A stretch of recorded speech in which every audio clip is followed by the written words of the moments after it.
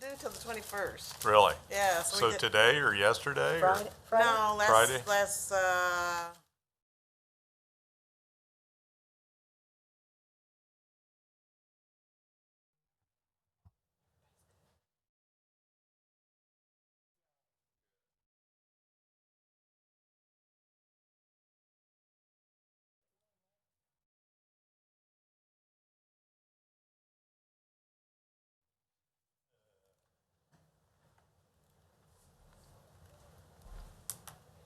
Are we live?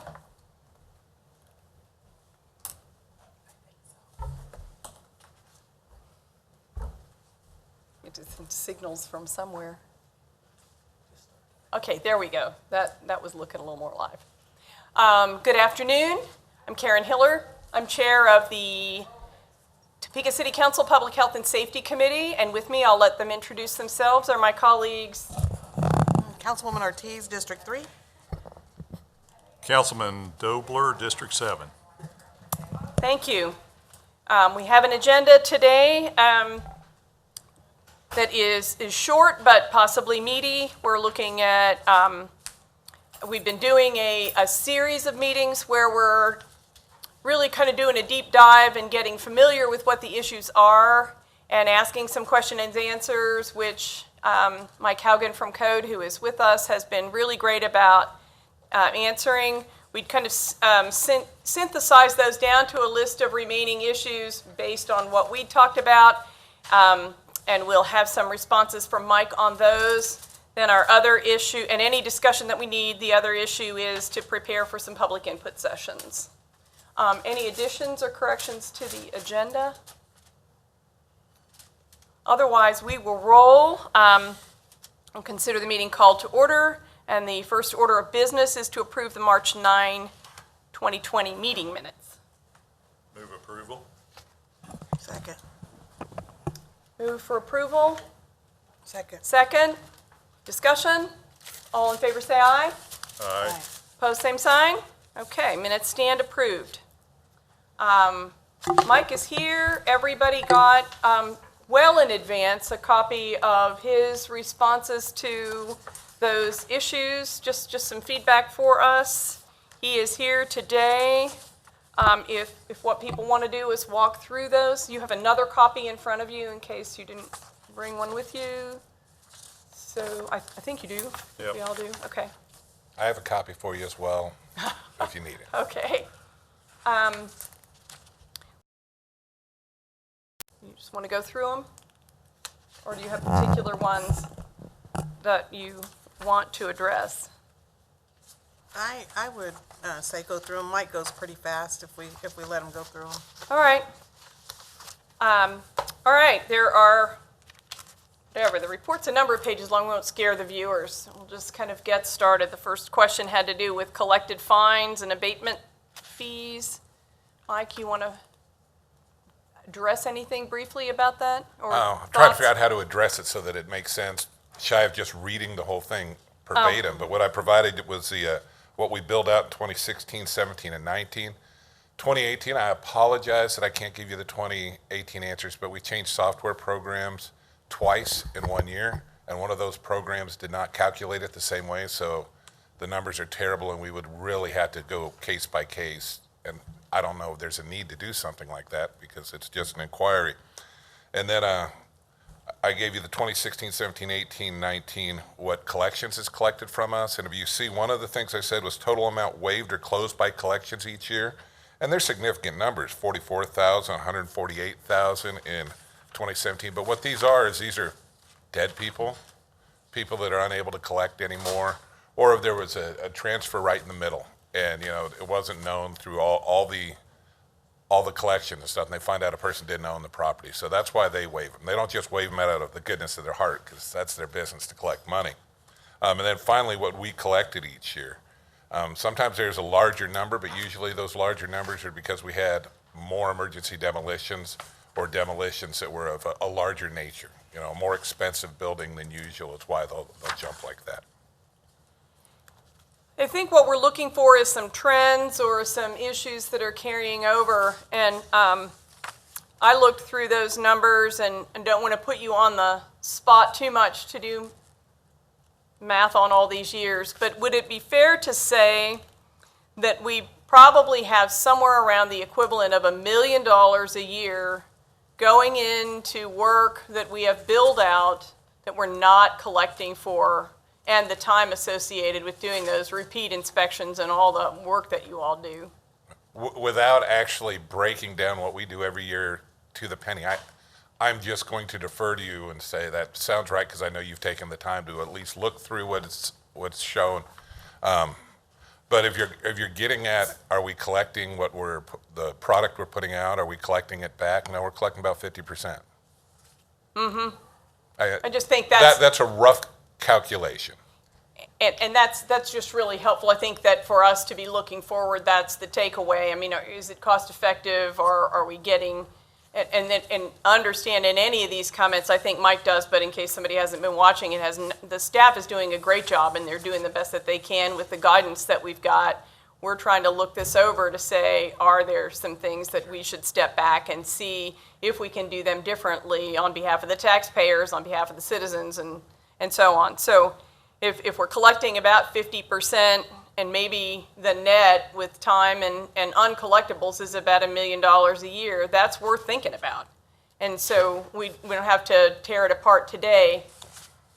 I believe where it gets tough, though, is most of our work is done within like the NIAs, the Neighborhood Improvement Associations, which are lower to moderate income, and we're billing out to a lot of people that don't have the finances to pay for these. So it gets drug on, and then it gets drug on until they pass away or whatever else.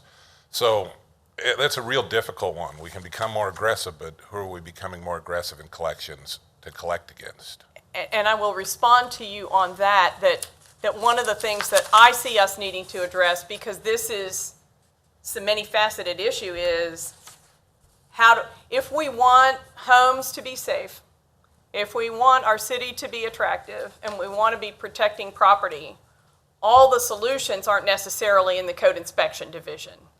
What can we do to make sure, do we need to up the bar about what people are looking at in our community in general? Do we need to do a better job of networking the support for lower income people or people that can't do it? So I want to make sure we've got that on the table and that everybody knows, some of the solutions may be strictly through code compliance, but some of them may not be.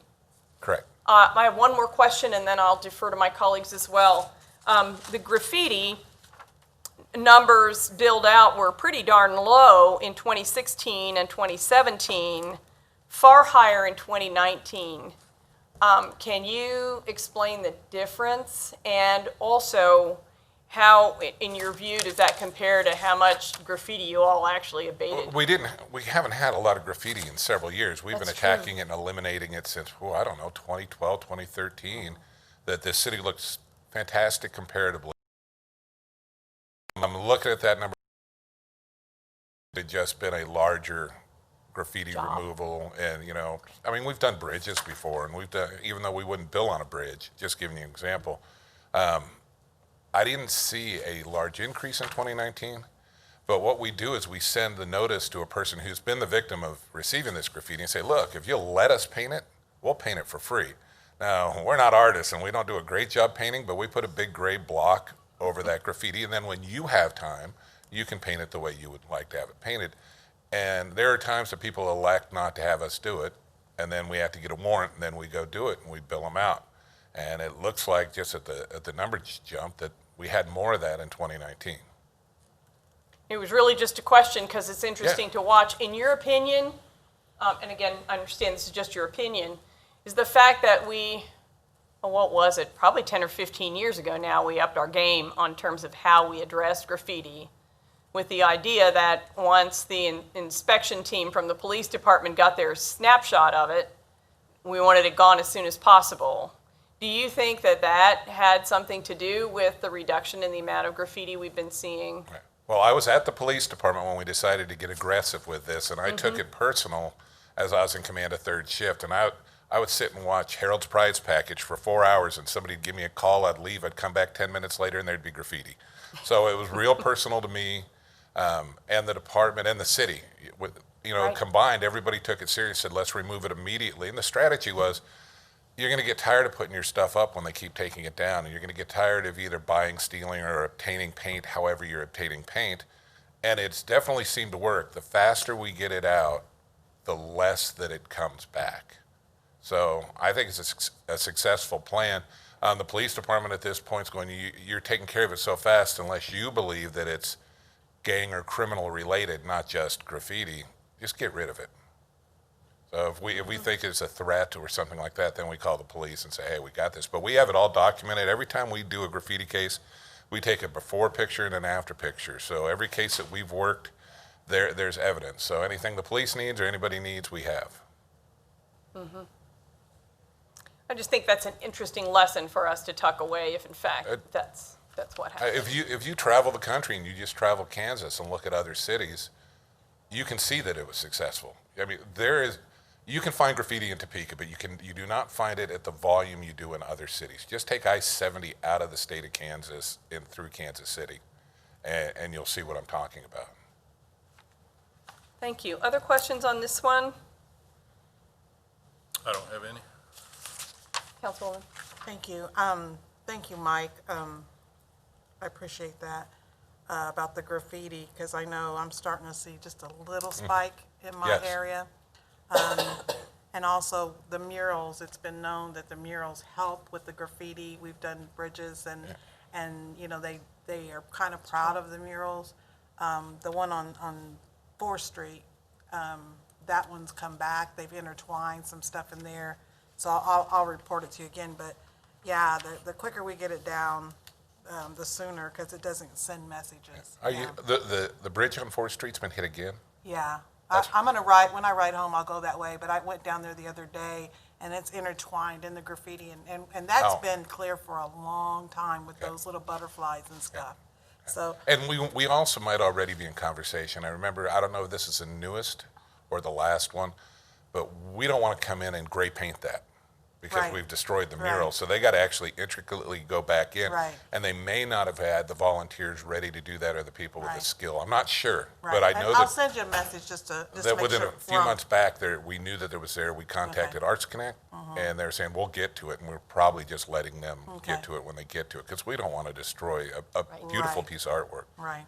I was just curious, you talked about the fines, and that people are deceased, and so we just kind of write those off. Does that not go to their estate, or can we not do that? Sure, if their estate's established, if they had probate, these people, there's so many properties out here that there's no probate.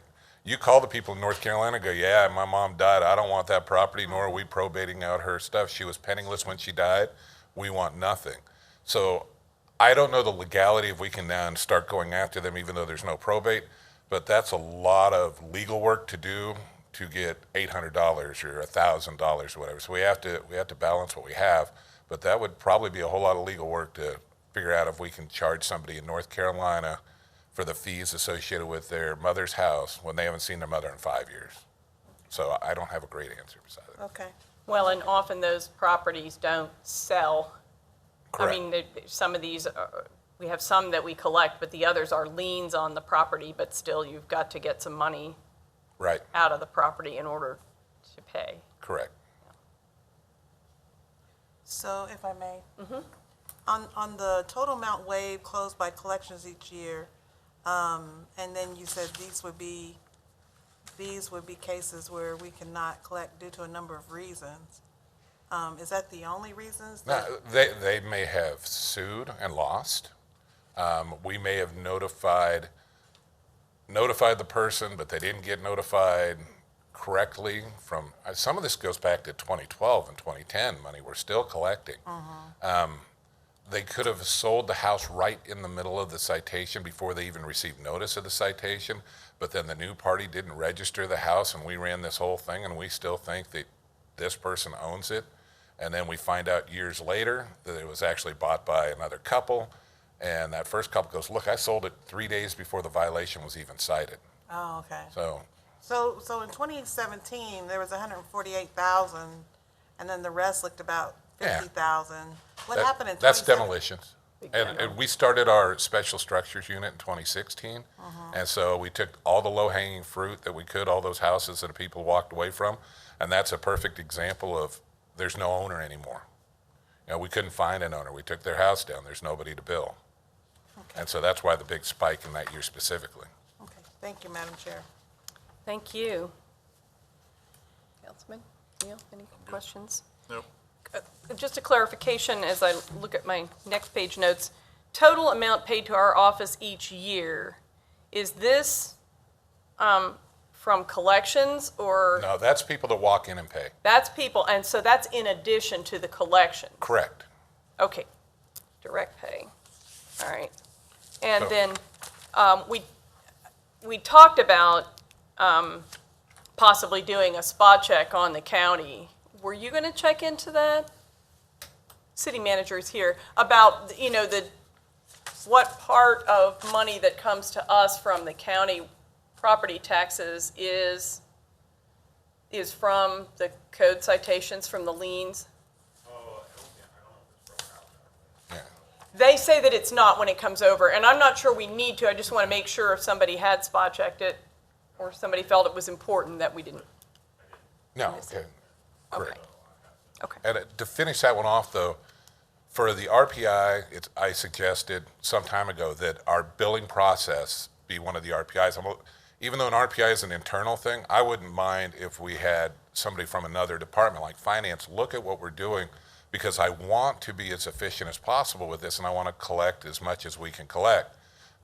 So an RPI is going to help, but I'm willing to open the doors to anybody within the city, or to see if we can do it a better way. I'm not an accountant, so what we got going is I'm pretty happy with, but I know we can do things better in every aspect, and this is the one that I think is probably one of the most important. Thank you. And again, if the most important thing is for us to reduce the number of citations and how much time it takes and how much process it takes you all overall, then this isn't the most important part. We've already got some pretty big numbers, I think so. Okay, mowing recidivism, multi-year strategy. Okay, so where I thought you were getting at this was in 2019, we sent out a notification saying, look, you were in violation in 2018. Be a team player. Mow your lawn, help you, help us, help our city. And then you asked, did that help? Mm-hmm. I will never be able to tell you if it helped per se, because I don't know if they listened to me or not. What I can tell you, though, there was only, I think, 19% of the people we sent postcards to this year were people we sent postcards to last year. So it sounds like it's helping. And then Next year we'll know a little bit more. Yeah, that we have 19, but I don't know if that means anything shy of they got it. But something else we're doing this year with losing the second inmate crew that was helping us. So we had 2 crews mowing and also collecting the sanitation and doing our abatements. And we're doing a lot of those, so they're busy. Well, we've lost one of those due to manpower at the jail. They can't fill the person to oversee the inmates. So we have one. That's what we got. I got my 2 abatement crew guys, and then I got an inmate crew. And we can serve up to 30 warrants in a week, plus we can mow 50 properties. And that's all I have to do that. So I'm looking at ways to cut down the abatements we do. On mowing, we send a first-class letter to the owner because that's who's responsible for mowing, not the tenant. We really don't want to get in the argument with who's going to mow because the landlord thinks his tenant should mow. And we go, got news for you, it's you. You can work that out in your contract, and we don't care. But if we're going to bill somebody, it's going to be you. So we send it to the owner. Well, then the tenant doesn't know that we sent a notice until the owner tells the tenant, which is, 4 days mailing, 5 days mailing. Then the phone call to the tenant, and the tenant doesn't want to talk to his landlord, 12 days. So this year what we're doing on the first-time offense, we're putting a door hanger on the door of the violator. And again, it's a real friendly one going, hey, just want to let you know you're in violation, please stay. Real teamwork oriented. And it says, but a letter is going out to the person that owns this property informing you, and please, I'm not giving you another door hanger. We will come back the next time it exceeds 12 inches. So it's helping because this time of year, we were approaching 200 backlog on mowing alone. Inmate crew, the inspectors are doing the abatements on the sanitation. So the inmate crews are doing both, and they're not, well, I say only, it's still not good. They're 99 cases behind on mowing. Instead of 200. Instead of 200 and something, yes. And they only have half the crew. And then the inspectors to help the mow crew, like this week, I don't know, we got like 14 warrants. All of them are small enough that the inspectors are pulling together and they're actually doing the abatement themselves. It's not how I want it. The inspector should actually be overseeing the abatement and making sure everything's taken. But so they're actually doing it, and the inmate crews aren't going to be doing any of the sanitation abatements so that they can stay on mowing and not fall too far behind. When you do those abatements, are the inspectors usually there anyway? Oh, they're absolutely there. Okay. Okay, but So we have some duplication in I wouldn't. efficiency and time, I suppose. No, I wouldn't say that at all. So one inspector is there. It's my case. I go to it. I oversee it. I'm the one that serves the warrant. I'm the one that documents what we've taken. I take photographs of what we've taken. I log it on the logbook while the inmates are the ones that are taking the stuff. If I get involved in picking up all the things that are on the warrant, I don't see what's going on with the rest of the crew, and you can miss. So the inspector's supposed to be the oversight. Gotcha. So now what we have is we have additional inspectors that could be working their area. They're now going and helping the inspector that's serving the warrant.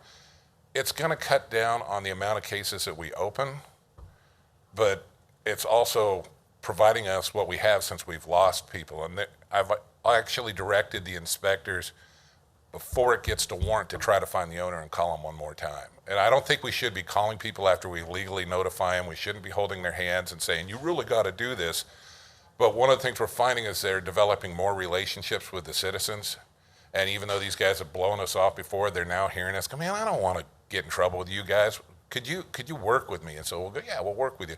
So they're actually trying to find the owners and contact the owners when they can.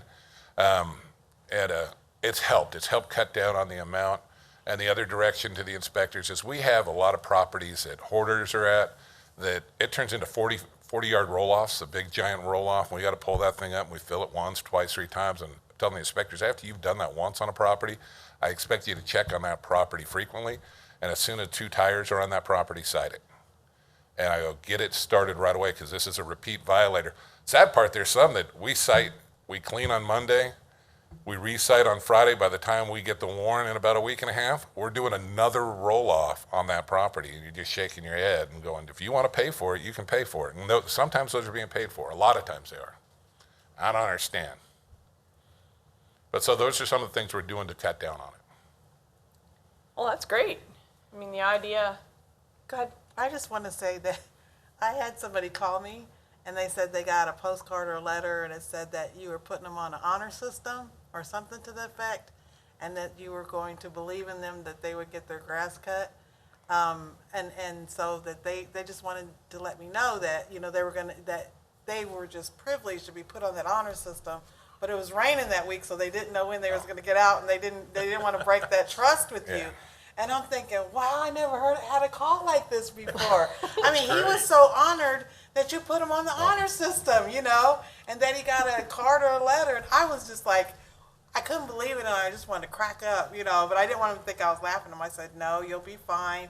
If you need more time, give me a call. And he goes, well, as soon as it, you know, that week, those days we had all that rain, he goes, as soon as I can get out there, I'm going to, because I don't want to mess up what the city thinks about me. So I think it's working. No, and that part is, and I'm sure what he got is when we started our lockdown in COVID-19, the courts shut down. We couldn't get warrants. And so we said, well, how are we going to address it now? Just sit back. So instead what we did is we sent out letters saying, look, I need you to help us. We see that you have a violation. We're coming back when the pandemic's over to check. Would you please take care of it? And we got a lot of cooperation. I mean, not total cooperation, but again, obviously somebody was kind of happy No, to he send was a just happy nice he was letter. on the honor system Yeah. this year, not on the bottom of the list. But he you was know? through the pandemic because we didn't have the right to go serve, nor did we really want to. With everybody told to stay home, and in the first couple of weeks, everybody's in a panic, worrying if how bad this is going to be, and then we show up with 13 people on a warrant.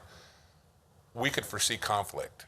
I'm not saying it's not worth the conflict. Let's get back to normal before we start serving warrants. And so that we held up. But yeah, that's what that letter was. It was just, hey, you got to do this for us, But please. I think that was a great thing. Even Yeah. though we were going through that, people were at home and they Right. had time, you know, but he was just like Well, tickled good. to death that he was on the honor system, and I was like, okay. Good. I'm trying to work on the wording. That- Yeah. Well, Apparently it worked for him. yeah, Yeah. yeah. Well, for Neil, if you didn't know, I mean, one of the priorities that you had starting probably 2 years ago, maybe longer, was to examine those letters and see, because they were pretty threatening. They still real are. fine print and so on, and it's somewhere in there they have to tell them it's a violation of the law under section blah, blah, blah, and they could be in big trouble. But Mike, you have a good style, so. Yeah, and I mean, the standard letter still has that intimidating, but we've done studies, we've changed the letters. Ultimately, we have to smooth it out some, but we're trying different things to find out. We don't want to go too soft, because before I came in, apparently it was nice and please and all that, and people blew it off before code got put over the police department. So we're just trying to find the happy median, and we'll continue to work on it until we find that perfect letter that everybody complies with. Well, that's great. Yeah. And by next year, you'll be able, hopefully, very easily to see what your recidivism looks like, too. I mean, that postcard thing is new, so Yeah. that's great. The resource lists, did we ever, They were sent to Liz. They're online. We placed them on our webpage, and then I sent them out when you had received that package. They should have been connected with that. did we, I don't think we got them emailed with the answer, did we, Liz? Okay. Yeah. Well, if we don't have paper copies here, that's fine, but let's get them to folks, because then the committee will have an idea of what, I think you're doing a really good job of getting resource lists out, and the way, in my experience in Central, which is, 2 or 3 inspectors at the same time, overlapping districts, they seem to do a good job at getting those resources out. Nonetheless, if, as we go through hearing from the public as well and thinking about what some of these issues are, if there are suggestions that we realize that maybe there could be other resources. There could be then- resources we're missing, and I'm thrilled to have it online. I'm thrilled to have people make suggestions, and I'm thrilled for everything that you can add to it. If you can add something, there's so many people we want to help that we just can't. There's not anything available to them, that if we can find avenues for them, that's terrific. Well, I know people are using Facebook a lot more now also to say, does anybody know somebody who does blah, blah, often it is mowing, we've talked about that if people need to get their porch fixed, or they need to get their house painted, and they've never done it themselves before, and they're hoping they'll never do it again too, and they don't know who to ask, that's one of the reasons people stall out. And whether now with Nextdoor, people do that a lot on Nextdoor, but nonetheless, if something to think about is there still some communication that's missing, or something we could do? We decided not that many years ago, that the city would go ahead and do some volunteer listings, as well as possibly do listings of people that could do odd jobs, handyman kind of things. And at the time, the administration and the department was not comfortable doing that, felt that there might be liability associated with it, even with disclaimers. And so the volunteer thing just didn't develop, and the listing thing did not happen. But we do know that can be part of the problem for people. So we can still kind of keep that in mind. Well, do you all want print copies of this, or to have Liz email them to us, or do you want to just look for it on the website? I'll get it on the website. That's great. Email. Email, please, to at least 2 of us. It's handier that way. I was just trying to copy something off the Facebook today. Tired of that. Didn't succeed. Okay, the abatement fees. Yes. Do you want me you asked what the price was or the cost, and you suggested, do we want to consider raising the cost of the fees? I'm neutral. I want to stay out of that. My department finds or charges fees to people. I don't want the community to ever think that we're doing it to raise money, or that I see money as a motivator in this. And if the city council deems that we should be charging more, then we should be charging more. But I know that what I'm facing now is the phone calls are, I can't afford this. You're pushing me out of my home. And so that's where I'm going, what we deem necessary as a community and what we seem appropriate, I will support. And I think just for discussion in the committee, part of that is, people know to say that when they're blowing smoke because they don't want to get it done and they need a little more time. What's our solution to that? If not having these folks mow their yards is not a solution, and always mowing them for them is not a solution, then kind of looking at what would be a good solution. State law says that the city can't charge more than their actual costs for an abatement fee. Nonetheless, if you look at the fully loaded costs to us to pay for a supervisor and run a crew out there, and then all the work that's happened at the office and have an inspector stand there, it is costing us more than $25 per half hour or $50 for an hour for most of those abatements, especially if you got a crew of 6 people or Well, whatever. you would actually call that a crew of 1, the inmate supervisor, because the inmates aren't getting money out of that, or we're not paid. And then you have the inspector, sometimes the supervisor, because the supervisor is showing up to a lot of the warrants. And part of that is the administrative penalty fee and the administrative fee of $100 and $140, because we're administrating that. Because it doesn't cost us $280 to do the paperwork. Yeah, the paperwork of mailing the bills and the administrative portion in the office doesn't cost $280. So those fees take into consideration all that extra time. I don't know if it costs more than that. I can't answer you on that. But I can tell you that that's all where it's factored in. Well, Braxton was in the city attorney's office at the time, and we walked through building that fee, the 140s, and those were dead on based on, I want to say, 45 minutes. When you add the frontline time and the clerical time and the supervisory time and the car and the computer and all that, we had a formula. It's around someplace, and it was solid. Often we shortchange ourselves because we don't use that fully loaded rate. And so that's what we worked for then.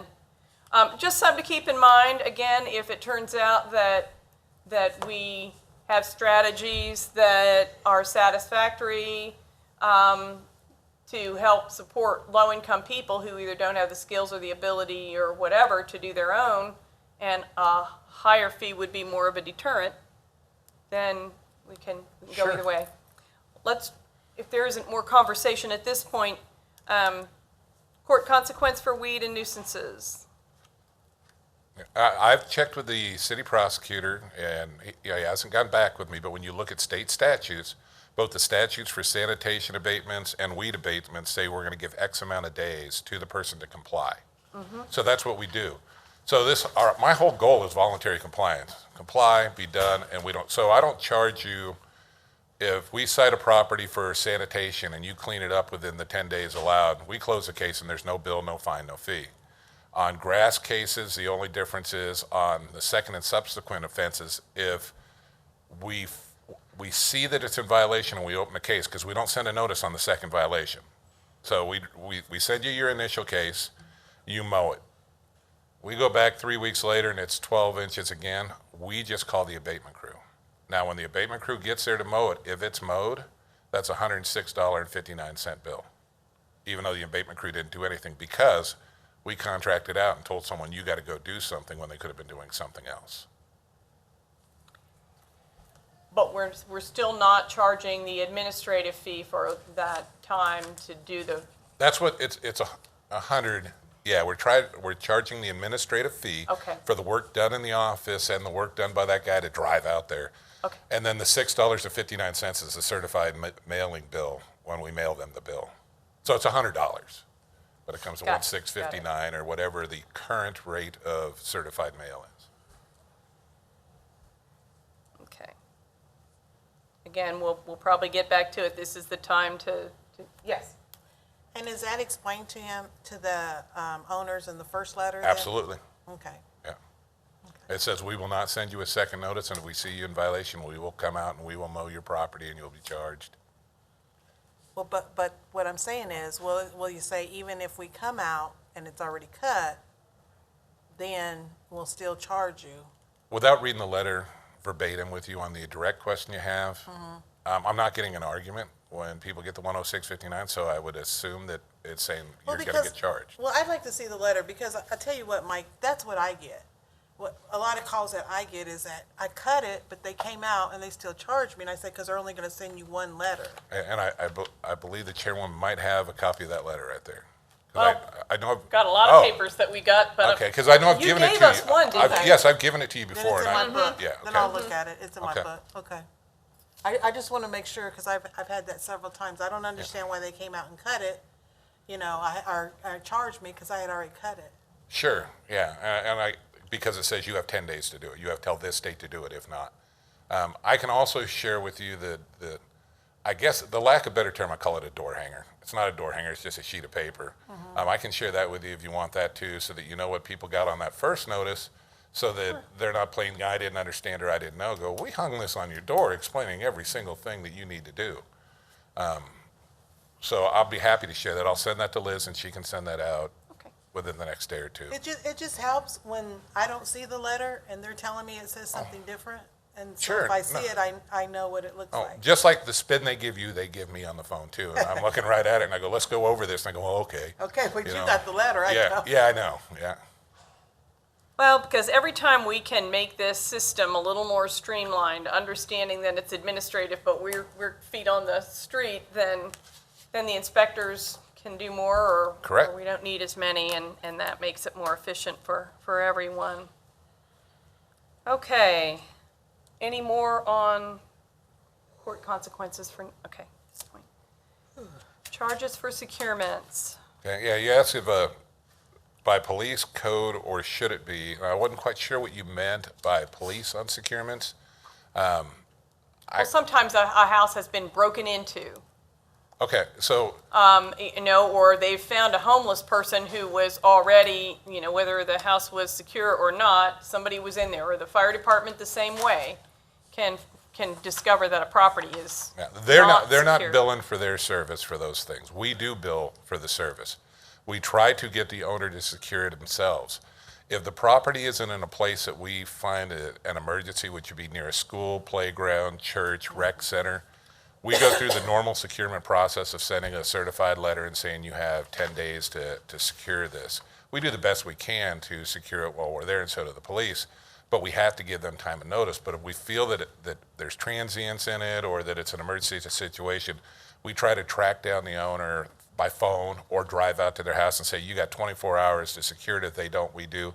We bill on all those. The only one we don't bill on is when we first respond to a fire and get some doors secured. I can't give you an answer why we've elected not to. It's just we've always not done it for fires, and there might have been a conversation, the person just lost their house, let's help them out. I don't know. But we also, on those houses, try to call the owner and say, hey, your house has been burnt down, can you please go secure it? So there's a combination of both, but we charge for securements and we charge for resecurements. There are times that inspectors go out and see a door's been pried open, and I bought them all a drill and screws, and they'll just they'll put it back up there, and they won't charge for that because they were out there anyway, and it took them 30 seconds to put the board back on, and the board didn't come down by the owner in the first place. And to properly notify them, we're going a whole 10 days when it could have just taken 30 seconds to resecure it. Sounds good. Okay. Yeah, been through those in the years when you didn't do that, so. Basement windows, the same thing. Yep. But the police and fire, what happens then is that fire calls you in for the securement. Yeah, yes. So they'll call us, go, we got a fire, can you come on out here and get it secured? We're looking at different options with the financial situation of the city and then the financial situation of our budget. We're not going to be doing a lot of demolitions unless it's a emergency demolition of fear of collapse. And these houses are burnt bad enough that 4 pieces of plywood aren't secure in the back of the house. It's burnt. So we can't secure that house. We ask the owner to secure the house, but depending if they do or not. And what we've done is a lot of orange snow fence, which isn't the greatest. And so I've contacted one rental fence company, and to do a house is about $1,000, and it's half up front and then half once they remove the fence, and then they maintain the fence and take care of it. That's still $1,000 we're shelling out.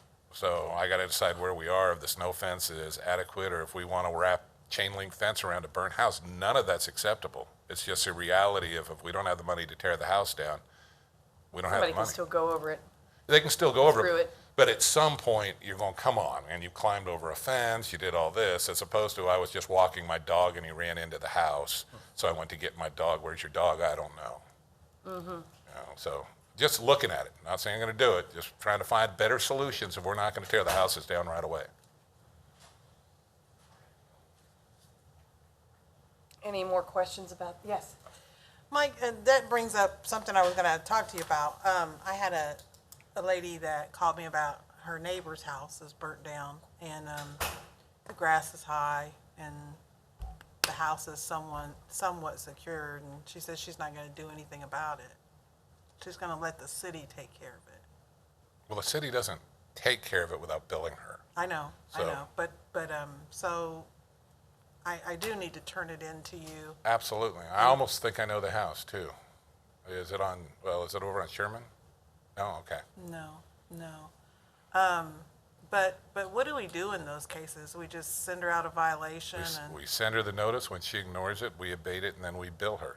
And then that's where there's some people that just don't care financially. They go, come after me. What are you going to get from me? I'm already filing bankruptcy. I'm already doing what? Ultimately, the taxes will put that house on the tax sale, but that house isn't worth anything. So then the county may not want to put it on the tax sale because they're trying to sell properties because they don't want to eat a property. If they put it for auction, everyone keeps their hands in their pocket. I think it stays with the county. They don't want to own properties either. So, but every one of those properties that I become aware of, I send a property tax referral form to the county saying that they're back over 3 years of taxes. This is a blight within the community. They're not maintaining it. Would you please consider placing it on your tax sale as it comes back? That's a form that anybody can fill out for any property in the city where people haven't, and it's on their website, the county website. You fill out the form, and it's really advantageous because it lets the county know which ones, because they're not keeping up on every single back one. And especially if it's a neighbor.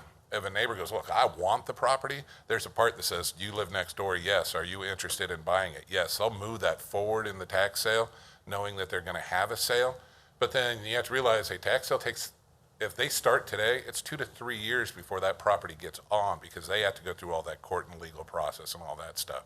So everyone that I fill out in 2020, I'm not expecting any results until 2022 or 2023. But on the other hand, we've had issues, and this could be something that comes out as a study challenge for us in that, I mean, I've had plenty of them, as you can imagine, and people have become pretty knowledgeable about the fact that you've got to be 3 years in arrears to be eligible, but then they also think, okay, it's 3 years, we know, we've been checking and make an assumption that it is going to go on the sale. This issue Yes. of citizens being able to turn them in is barely a year old. I mean, it's a Right. really good It's fairly development, new. but the county just started to do that. And many of us have properties that,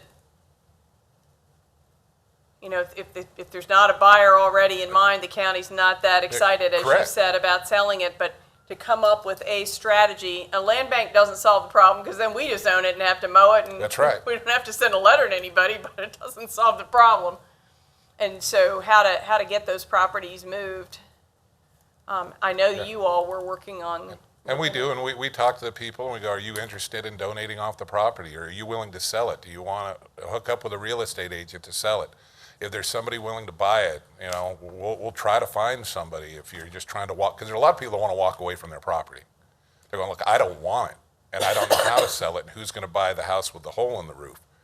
And so we try to help them find solutions, but we also have to be very careful that we're not, like, directing them to the wrong people, you know? I mean, Right.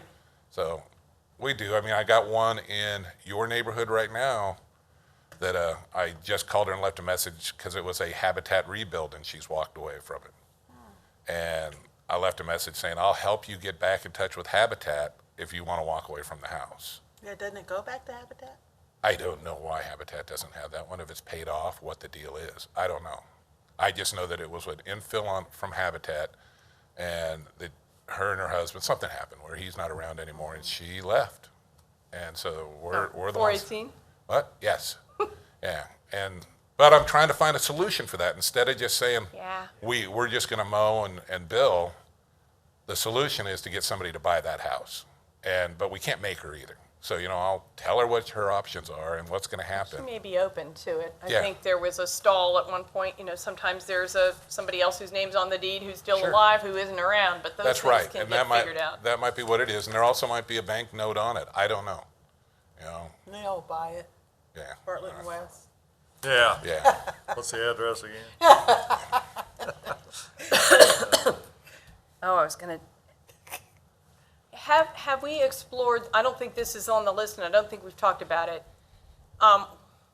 When the city does a demo, when it's all said and done, the owner still owns the property. We just have a lien for whatever we spend on all those notices and the demo. To your knowledge, has staff explored whether there's a way to change that so at least we own it if we're going to invest that kind of money in it, so that we can at least get rid of it somehow and not have to be mowing it for the next 10 years while those people sit on it? No, we haven't explored anything like that. And again, that goes back to a land bank and owning the property. And if you're going to tear down my house that I don't want anymore, and I'll just give you the property and you pay the $40,000, more power to you. Tear it down. And that's the attitude that we would get. Well, we're getting it now, except then we don't own it, and we don't Yeah, need a land bank yes. to do it. No. We've done that for a long time. Yeah, you're that kind absolutely of right. thing. And I know that we're struggling over on 12th, where they owe more than a brand new house because of the demo. But hopefully somebody will convince them to sell it. I just didn't know if there had been exploration because of ones like that internally with you all about strategies to get those owners to voluntarily turn them over if the city asks, rather than set ourselves up. Same thing happened in Holiday. It's happened about 3 times in Holiday Park. And this is what I'm willing to do with the support of my bosses, is if somebody has a piece of property that they can't pay the demolition fee, and you know it after you figure it out. The last one we had that I got approval to do it, they're in and out of jail every other day. They're chemically dependent. They can't maintain the property. They're destroying the property while fixing the property because they don't know what they're doing. And the bills are accumulating, the neighborhood's going down. And I said, look, we'll waive the fees that you owe the city if you'll donate the house for an infill, because they're never going to pay it. They couldn't pay a dime. Right. And so they walked away. If my bosses will approve that on properties, I will negotiate that out. But it has to be above board, and it has to be something that everybody knows we're doing for the legit reason. I've only done one, but I'm willing to do it on any property that the city manager or council goes, hey, there's a property, what are you doing? I'll make the offer, to y'all, go, hey, this is what's going on. These people can't pay. We just can't do that with everybody who says they can't pay. No, and that's why, we've talked about it before, that's why a formal land bank gives me a lot of heartburn, because then it sort of advertises that you Yeah. do it instead of just quietly doing Right. it, which we have done. Right. Okay, I just wondered if there'd been any No. more consideration on that strategy. Okay.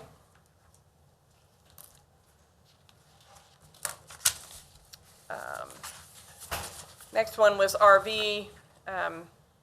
We have a pretty straightforward answer on that. Yeah, you just inquired if we're enforcing RV occupancy, and zoning is the one that enforces RV occupancy. Anytime that we get notified that an RV is occupied on a property, we turn it into zoning, and there's communication that goes back and forth, but we leave it in their hands because it's theirs.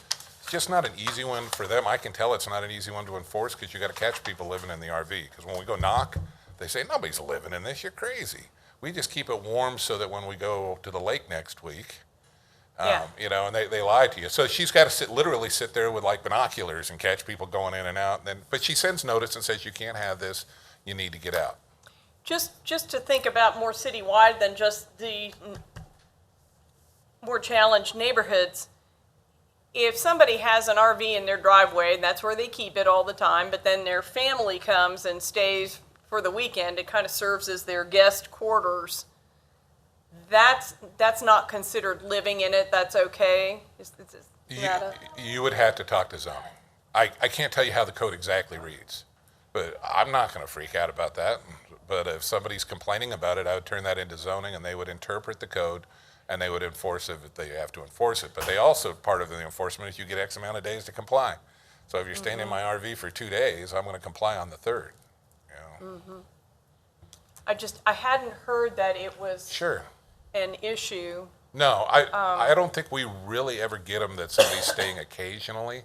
It's that they've started a residency in the backyard with an RV, and they got people using the restroom on the fence and things like that. And those are the complaints we get, and that's the ones we know about.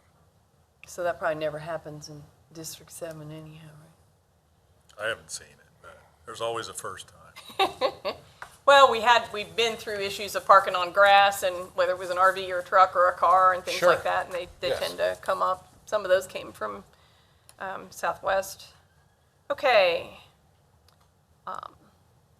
Housing interiors being written up 100%. We've talked about that before. I don't know if there's anything more you want to. Well, I just want today. to expand upon you saying, therefore, it's not consistent.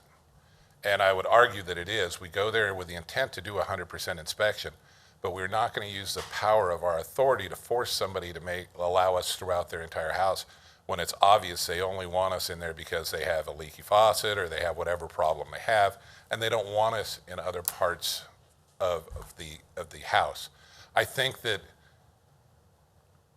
people understand their rights a whole lot better than they did in 1980 whatever, 1970, 1990, and the courts have outlined it even more that we should not use our authority to force people to do anything. So we encourage them, but if they say, no, look, I only want you to look at this, that's what we're going to do. We're not going to force them, but we encourage them. We also inform them that they have protection under the Landlord-Tenant Rights Act. We do require I think it might be the next question, I'm not sure, but we require a consent form be signed anytime we do an interior inspection, because these tenants will come back and say, I never gave them permission, and it's happened. And it's happened many times in law enforcement. May I search your house? Sure can. And then they come back and go, the police force their way into my house. And I've got experience with that. You get a consent from these people to protect the city, and you get a consent to protect them. So we will do 100% inspection, but one of the things I'm going to tell you, and I think I told you on the phone, I will never give you a canned answer. We sure do. That's our policy, 100%, because that's impossible to do. So we don't always do 100% inspections if they don't want us to, but we encourage it, and we explain why we want to. And I will just pitch for my committee members anyway. The only way that, there's a couple reasons why I think that's problematic. One is if the approach is, if you want us to come, we'll come, but what we do is it's our responsibility to go through the entire property and write up anything that is a violation of code. They don't argue with you, and you just do it. A tenant is not protected against retaliatory eviction if they're not a tenant in good standing. So if there's something in that room or whatever that they don't want to share, that could jeopardize the protections that they have. Whereas if everything has been written up, you're not doing that. The other thing is that if, in terms of our personnel and the cost to the city to provide safe and decent and affordable housing for everybody the best that we can, if what's happened is that the house has been inspected, it hasn't been complete, but whatever was written up, and then it gets closed out as in compliance, one would assume that that means that the house is in compliance with the code. If it turns out that it's not, then A, it's not, which is problematic for providing safe, code-compliant housing to the next guy that moves in, or even to that person's family, whatever their personal circumstances are.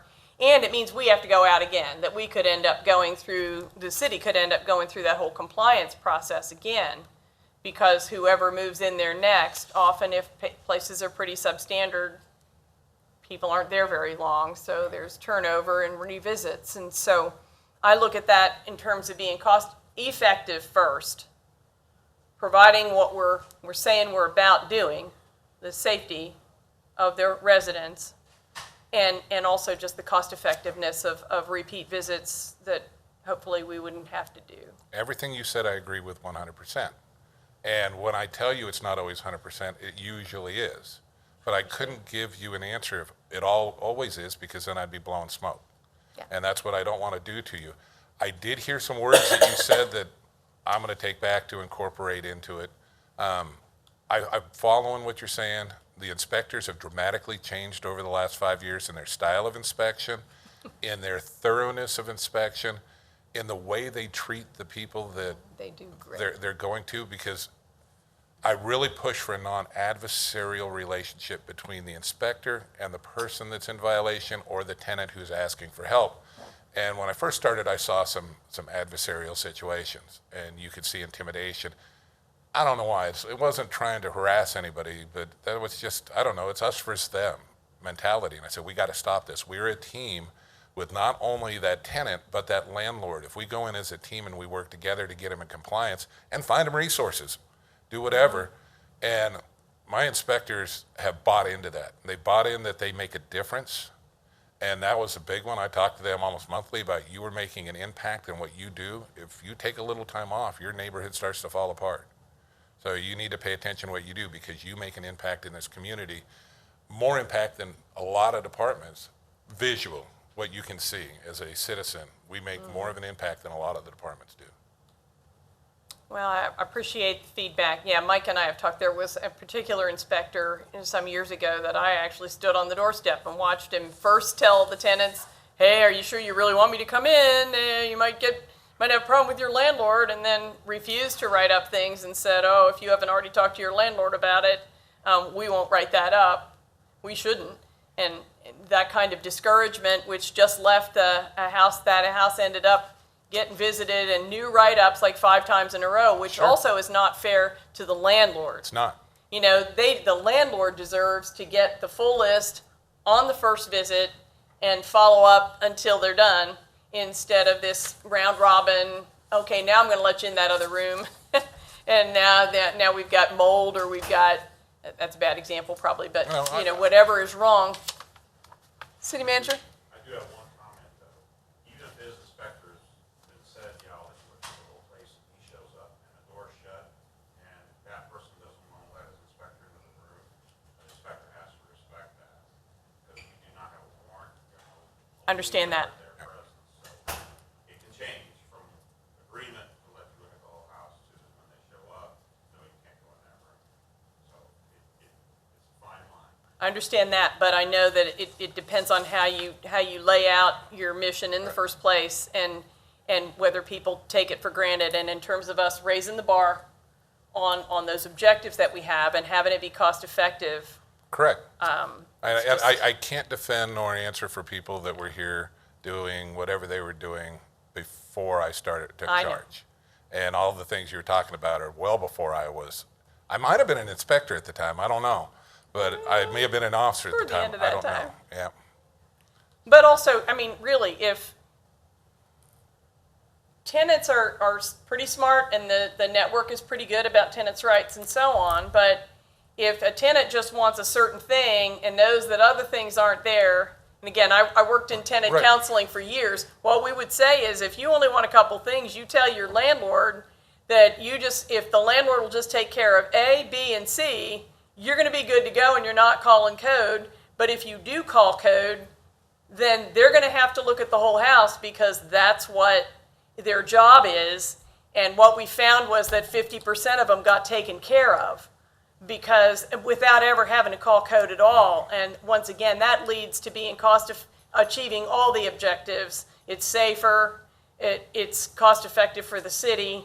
And I agree with you 100%. If you would talk to the current staff of Housing Credit Council Incorporated, I would guarantee you that their answers be whenever we call property maintenance to do something, they find more than what we told them the problem was. I will promise you that they will say that with 100% confidence. Well, I believe you. Yep. But you see where I'm going with it. I absolutely do. And if the room that you didn't see was one where the roof is leaking in the corner, and they Absolutely. promised the landlord they wouldn't show that part to him, they just wanted to get that done, then we're spinning wheels. I absolutely agree with you, but I'm also going to side on their constitutional right to deny Understood. us entry. And I will not use pressure ever to gain access. Yeah. Yes. Mike, I would agree. You have come along and done a great job with code, because I've worked with code, since 2005. Sure. I hated when we weren't cross-trained. I hated that. I hated some of the code officers' attitudes. And, you know, I have a lot of NIAs, and when I see our code officers, even if they just pop in for a minute, I think that's what people appreciate, to be able to talk to them, to give them feedback. I think we are probably 78% away from us versus them, you know, and I think that comes from the communication and communicating with them. Having said that, I think we've still got some educating to do. We do in all departments, you know. But I think you've done a good job with that, because I see our code officers laughing with people. I see our code, you know, I was in a High Crest meeting and I seen our code officer said, hey, I took it and I teamed up with, you know, the officer there. So if I need backup, he, you know, I just call him and he comes over, and I think that you have helped put that partnership together. Yeah, the communication between the departments and that has been big. And I think 2020 won't be a good year for our meetings with the NIAs, because we're not going to go to them until this all passes. You know, but that's the benefit of the Right. NAI and the inspector.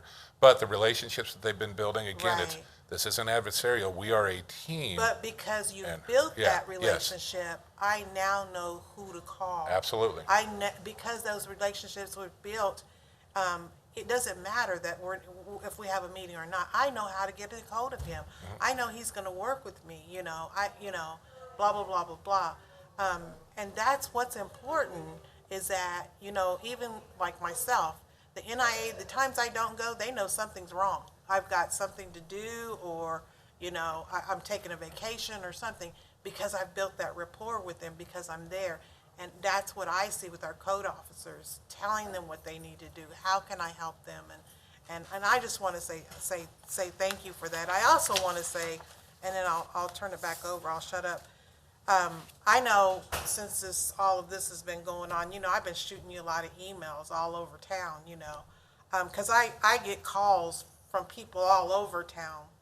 And so I do appreciate you as staff getting back with me, at least just getting back and saying thank you, because we have some staff that don't do that. But I could tell you what, and I'll say this to the city manager, anytime that I send anything to Mike, I get a response. We'll get out there tomorrow, or they're out there that day. And I appreciate that, because when I came on here, that's the kind of response and respect that we got. And we've gotten away from that. So I appreciate that. And I appreciate you passing that on to your fellow coworkers, because that's how it should be. I know we can't do everything that day, but I do appreciate you at least responding, and we get to it immediately. And I Well, want to say thank you. And thank you for that compliment, and I'm glad that some of my visions are being seen or noticed. So as you're telling me it, I'm going, well, that's what I was after. So thank you. And I would echo that, and I think I've told you that before, I Sure. hope so. One of the things at the same time is I know how hard those guys work and how huge their caseloads are, and I am blown away by how much they are able to accomplish. And so every time that one of them says, and just call me, or that we say, just call them, I shudder, because that's not effective. That, you know, the more we could make that a little less pressure on everybody, you know, that for every single case to have that much back and forth Sure. in terms of being cost effective. But we found that it is reaching that vision of teamwork. It is. My office phone is forwarded 7 days a week to my cell phone. I'll answer on Saturday, Sunday, I answer at nights, and I'll get on the computer if I'm having a cookout and say I'll be back in 20 minutes, because that person calling, it's important to them then.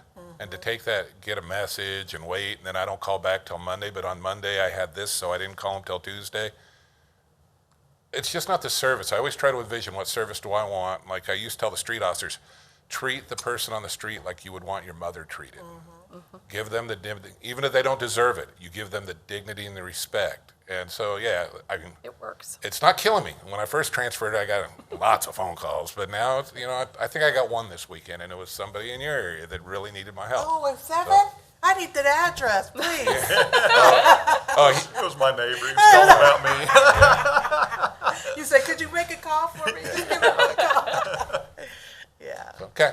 Well, I thank you. just want to say, as fast as I was shooting him emails, he was responding. I'm like, damn. Yeah, but I'm trying to get, No, and you have built that teamwork as well as that relationship with the residents. I think every single one of my, in my neighborhoods, they look forward to it. And you've also, I mean, I think the staff in neighborhood relations overall, but certainly in code as well, in time got a better appreciation that most of the landlords, for one thing, didn't want to get the bill because they were going to have to pay it, and they'll hop to quicker than some others. And you've worked hard with some success on the ones with the crummier reputations and so on, and in a good way. And so that still, I got the housing study here though, and we still have those huge numbers. If we still have 5,000 units that are not safe and affordable, but the priority out of the housing study, which is fine with me, is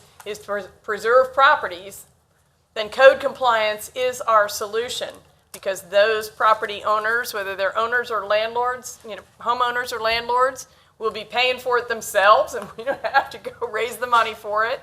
So if that's our goal as a city, is to have everybody in safeties and housing, let's say in 5 years or something like that, you guys are our key players to do that. And so, they've got different ratings for different neighborhoods and so on. If that means the strategy needs to be a little tighter or whatever here and there, it's not going to be 100%, again, if we didn't write them up 100%, or if we're not getting all of them. So, good progress. Let's go ahead and keep on going through this list.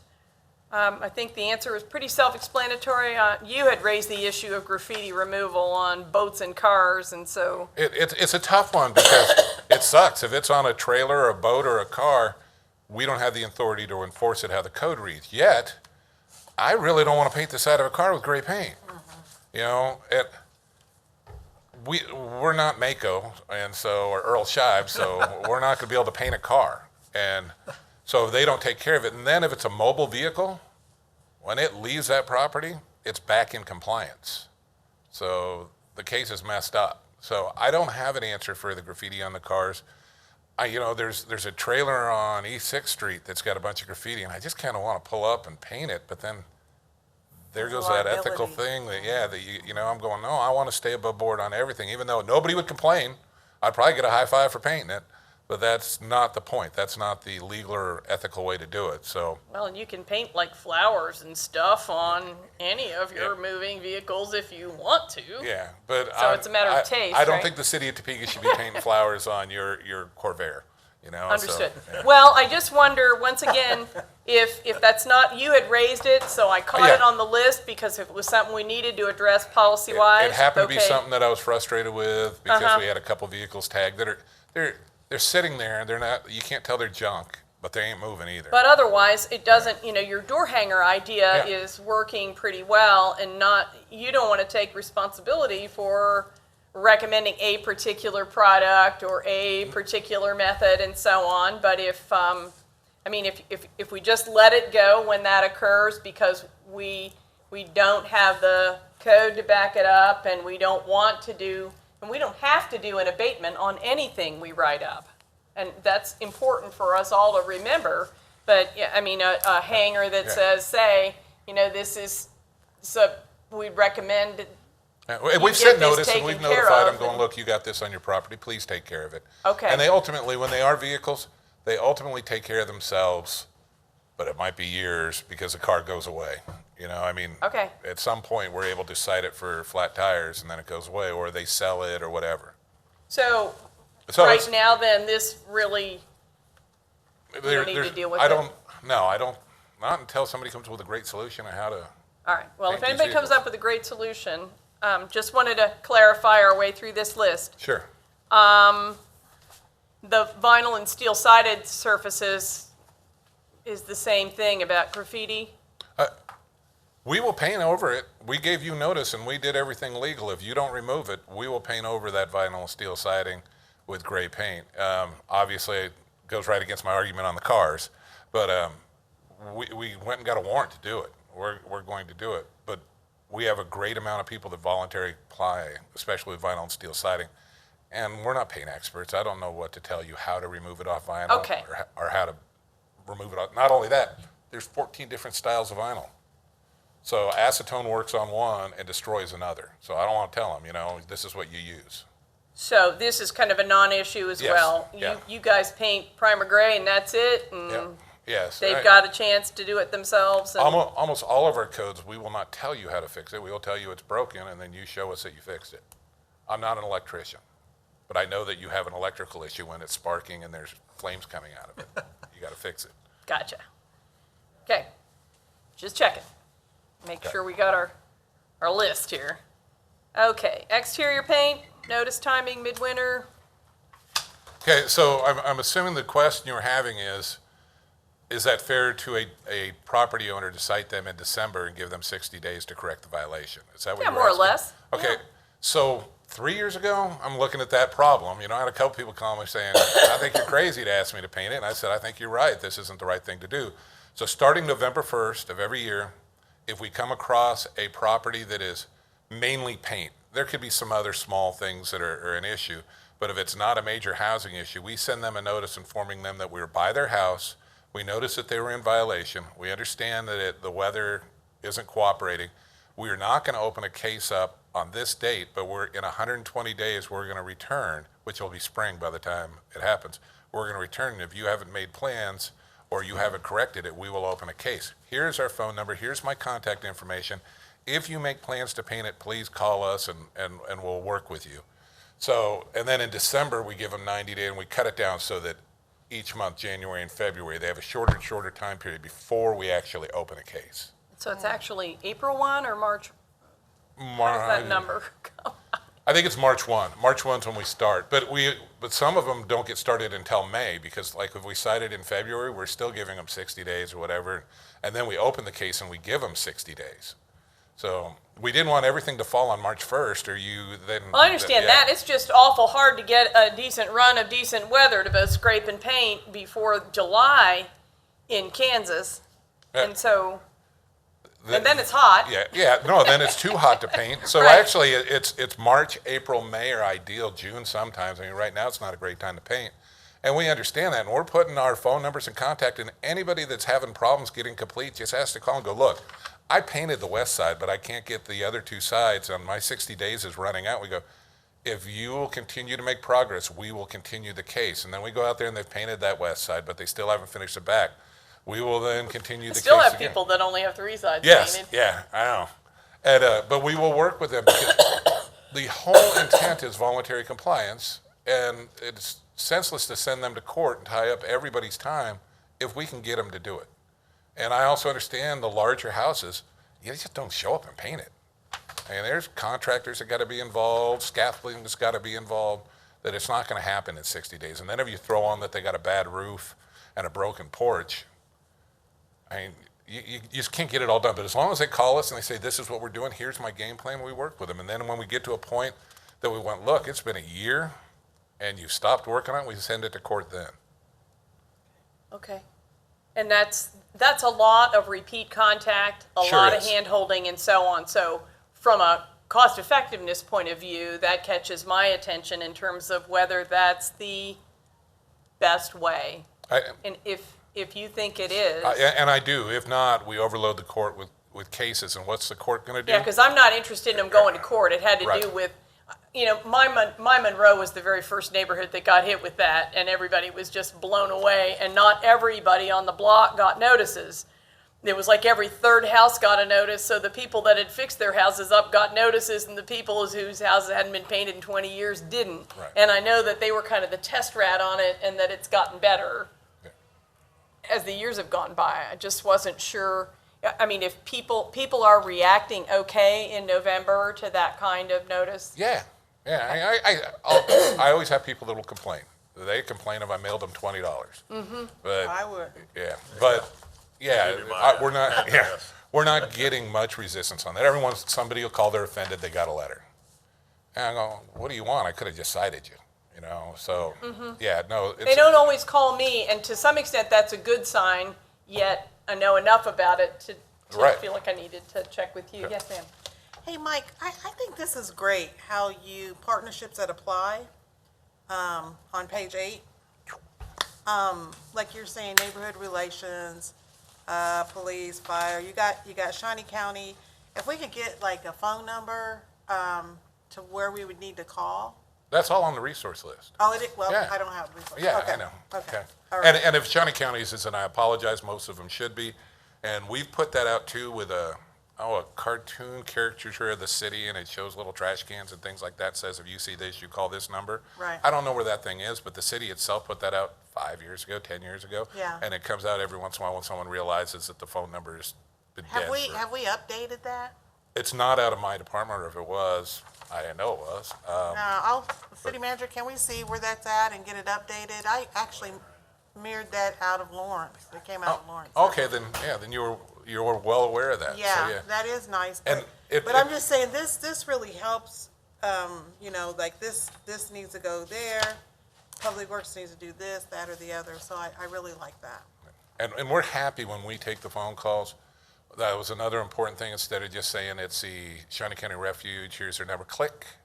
It's we will call them for you, and please call them.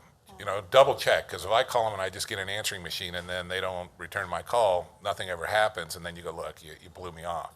But we provide them the number, and we actually do follow up with those departments and say, hey, we got a call at 123 Lane of whatever problem it is. Do you think you can take care of it? That's nice. Yeah, let's actually look at those sheets, because actually the list that I put in there on that worksheet for page 8 was just all the different departments that had come up in the course of our conversations in those first committee meetings, to make sure that internally the who did what and the smoothness was there. If the referrals are needed on the sheet too, we should check and see. Yeah. But the other issue was, and we're jumping ahead a little bit, was, some cities do what they call the name's escaping me now, but centralized code enforcement, a department where they'll put the zoning and a variety of these things that overlap. I think there's no avoidance of having department-to-department connections, but where if it's vegetation or cars or whatever, why we need to be sending staff out from 2 different departments to look at that same property is not very cost effective. And so thinking of whether, okay, here's somebody's got jurisdiction here and somebody's got jurisdiction here, but is there a way, RPI if you want to call it that we can sync up and do that a little bit better? Mike and I were talking the other day about the issue of forestry cutting down, and they don't, he's not sure that they bill everything that they do, and observed that they don't have a billing system like property maintenance does. Well, maybe there's a collaboration there of whether it's the inspections or shooting the information around so that we can up our game without any wear and tear on, having to buy another software system or whatever, if there's a way that can be plugged in to the system that we already have, for instance, or again, single inspections rather than multiple different departments having to go out on the same property. And Sylvia's the champion of cross-training and keeping it simple, so. Keeping it simple, that's right. Okay, closing and restarting cases, time and options. Okay, so where I believe you're wondering why, if we cite a property and a property owner sells it to another person, that we close a case and start a case on the new owner. Mm-hmm. We have to give that new owner due process. And then in return, we also have to give them a reasonable time to make the corrections. We can't inform them that the old owner's back behind and he's supposed to be going to court and now you're going to go to court. It doesn't work that way, and we can't do that, nor would you accept that as a new owner that was all happy you bought a house and found out that the porch was cited a year ago and that you're going to have to go to court today for it. So it also helps with the prosecutor of tracking the cases themselves. They're able to keep track of it if we shut it down and we open it back up. It also is big on our data software and our tracking program. If we leave properties open that we have cases and it goes to bench warrant and then it sits out there because the person lives in Turkey and they'll never go to jail and they'll never show up in Topeka, and that case sits open and open and open. We have cases like that. We will have all these cases open that aren't open. They're on bench warrant. They're waiting to arrest the person when they show up. Now, when they get arrested, we open that case back up. We open it back up. So it's just efficient, and it's efficient for the program and the prosecutor that if somebody sells, we close that case and we open up a new case, or we prosecute that seller still. But that's up to the prosecutor if he wants to prosecute the seller. We've only had one case where they were flipping the house to avoid prosecution, and when we informed them the next time you flip it without signing a seller affidavit, the next time that you flip this, we're still prosecuting you because you're keeping it in the family per se. Is that 435? Yeah. And they stopped selling it. Finally. Yeah. But I mean, that dragged on for years. But and so, when I you mean, don't if we when you don't know what figured it they're out, then when you we- don't know what they're doing, which they got away with it I think twice, because you're not paying attention. It's just a house, you're citing it, and then you go, oh, new owner, and your new inspector moves in, and that inspector doesn't know the people, so he goes, oh, I'll also open up a case, and then they sell it, and with that property it was 3 inspectors, and all 3 of them don't know that property at all. And so they're going, and then when we figured out what they were doing, they were just quick deeding it over to the guy that was sitting on the couch next to him. And, well, that happened with Van Buren School yeah, at one point too, after it'd been written up for a while, and then all of a sudden yeah. some guy in Meriden owns it or when something like we that. know, you got a lot of people that are now coming in and signing a seller affidavit informing them of the violations. Okay. It isn't 100%. I don't think I need to worry about that until I see that somebody's manipulating the system. And it's ultimately up to the prosecutor if they wanted to prosecute for someone for failing to do that. It's out there and people are aware, and the banks, when they call us, they're aware, and when people call, they know they have to sign it, but it's not something that we're seeing a repeat issue like we did at 435.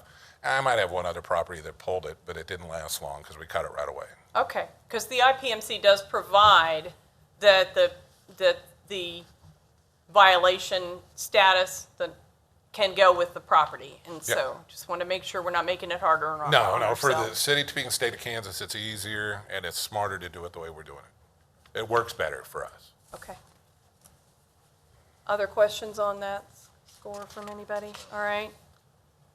The public reports, apparently, if you just know what the magic symbol is, you can get all this information. Is that- I will give you that, yeah, you were saying that there were no longer status of cases. One, we are paying a company for their software program. So every time they do version 5.3 or whatever, we may gain or lose something. And for a short time, we lost some stuff. And then when we switched over to the other software program, we lost it all. We didn't have any way to do this. And now we've gone back to MyGov, and we're doing it. But yeah, you're going to have to learn how to use the system if you want to do research, and there's no possible way we can teach the thousands of people that might be interested in using it. You just got to figure out the software. Well, we may want to consider, we can do some spot checking on you or, those of us that have neighborhood folks. But again, if it's possible, we're spending the money to put it on the website. It needs to be fairly intuitive and possible for somebody who's trying to check it out to get that full information so they don't have to call your people. Right. And I got you. I do think it's intuitive, and I'm not a super good computer guy. I mean, I can figure almost all of it out, but I don't understand what I'm figuring out. But we also had a more detailed report that we would allow you to print and publish, and when the NIAs did it, they were printing 30, 40, 50 pages. Well, I remember those. And the NIA said, this isn't fair, you need to provide it to us. I go, no, we're not providing that to you. And they go, well, then we don't want it this big. So we shortened it to the satisfaction of the NIAs. Because that's cost them money every time they print it out, especially when the X amount of people that show up for the meeting all want a copy. None of mine get more than one copy to pass around, so, And, well, that's my inspector bringing it, though, no? yeah, Yeah. he does. Well, we're not going to print up a ream of paper every meeting. Well, just as long as when people, what happens though is when I get the call and I say, you can look it up on the city's website and you can find out what they wrote up and you can find out what the deadline is, there's not enough information to do that anymore unless, and I'm not too bad at that, Yeah. but I haven't looked at it again. And But if we can do things with the website so that those neighbors who turned it in can follow it. Sure. Without calling your And guy. what's tough for that neighbor is if they called in a complaint in 2019 and they decide to look it up and figure it out, and then they don't have a problem until 2021 to remember what they figured out in 2019, it's never easy. You know, you forgot which little magic button to hit because you figured it out, and then we Well, gave the new. that's just, if we're gonna do the software and we're gonna spend the money to have something pretty complex, then I wanna make sure citizens can use it. Yours isn't the only one. It's I tough got to you. get into. Well, people can check, see what they see.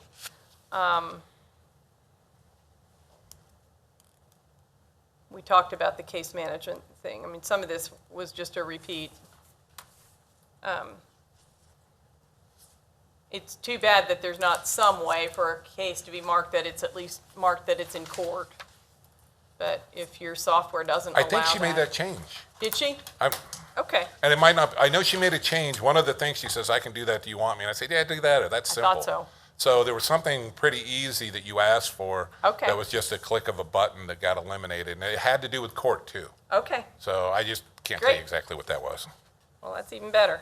Because it used to be under MyGov, you could tell where it Yeah, was. yeah, And then all of a sudden. if it says case closed and you're looking and the window's still broken, you're going, that's Exactly. not, why would they close it? Well, they didn't. It's on a bench warrant waiting to arrest the guy that Yeah. owns the house. And if So- the detail is in there, and if Yeah. it just doesn't say closed till it's really closed, then Right. it works. Okay.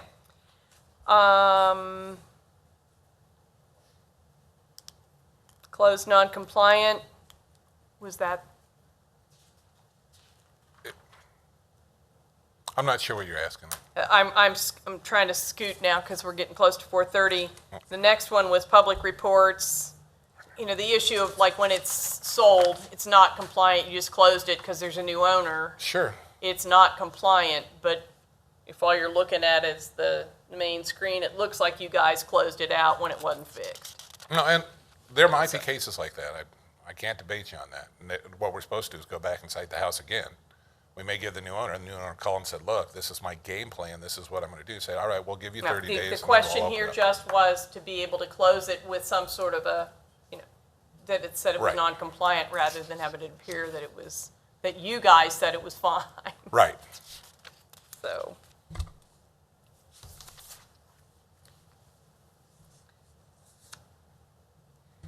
Painting on the boards instead of just the shellac. That's an easy fix whenever we want to fix it. If the city council would like to make an amendment to change that, they can change it. Our intent is to have it weather tight, and shellac boards are weather tight. When I'm standing on the corner looking at the property and they say they're shellacked, and they're lying to me, but I got to believe them. Yeah.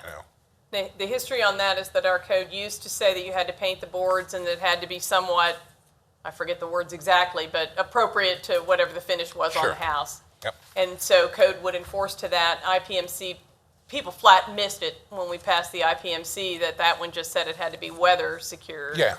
And so we were talking about putting the requirement for paint back Right. when we could. So, and Mike doesn't have a problem with that. Just the No. short version of that, if that's what we want to do. Yeah. If that's what you want to do, The issue would be when we get all done with this process, if there's a couple of tweaks we want to make to it right now, we can. If we want to wait until the 2012. yeah, I'm looking Comes at out. moving forward in 2021 of requesting to adopt the 2021 IPMC, because we operate under the 2012 IPMC. They have the 2018 out. There's really no difference except for a handful of legal words. It didn't matter. However, when you're looking that we're enforcing 2012 when it's 2022, we should be enforcing something more current. So I was going, it's reasonable. Don't start on 2018 when they're going to put out 2021. Let's wait till 2021 and jump on it. I will tell you that when we did the 2012, it was 2015. Yeah. And the 2015 was just coming out, and the advice that the city got at the time was, don't do the brand new one. They haven't debugged it yet. Yeah. Use the one that's 3 years old, and that's why they went with 2012 at that time. Just The wording on all of them is sentence. There's not much change. they haven't changed much. And Yeah, so what I'm they just do is saying- they found out they lost something in court or somebody challenged it. Right. And they said, you know what, well, we'll reword it so that you understand it. One of the ones that I've made requests is coming up in just a minute that they clarified a little better. Yeah, so we might not really, Yeah.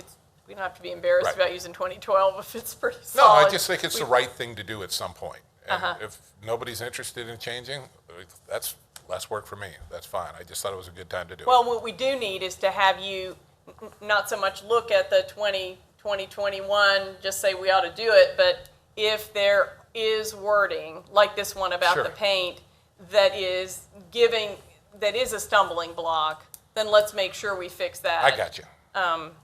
Whether it carried forward or not. Some of the wording in the one we adopted, there was a substantial number of sections that got changed to use our own language anyway. And if we're not wanting to change what we had, we need to necessarily redo all that. Right. Even revisit it if it's working for you. Well, we will still revisit it. I think it's a good time to revisit it. Sure. The mothballing issue.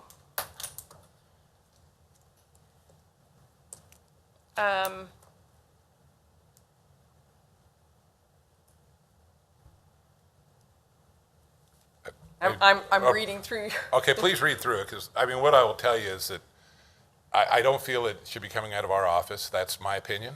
City manager can tell me different, city council can tell me different.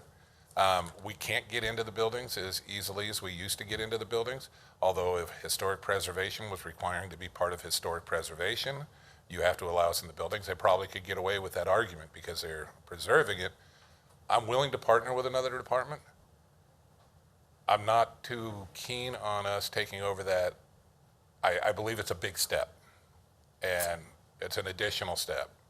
And we also don't have a ton of properties in this city that it'll apply for. It will. There's properties that we could have saved, or at least got closer to saving.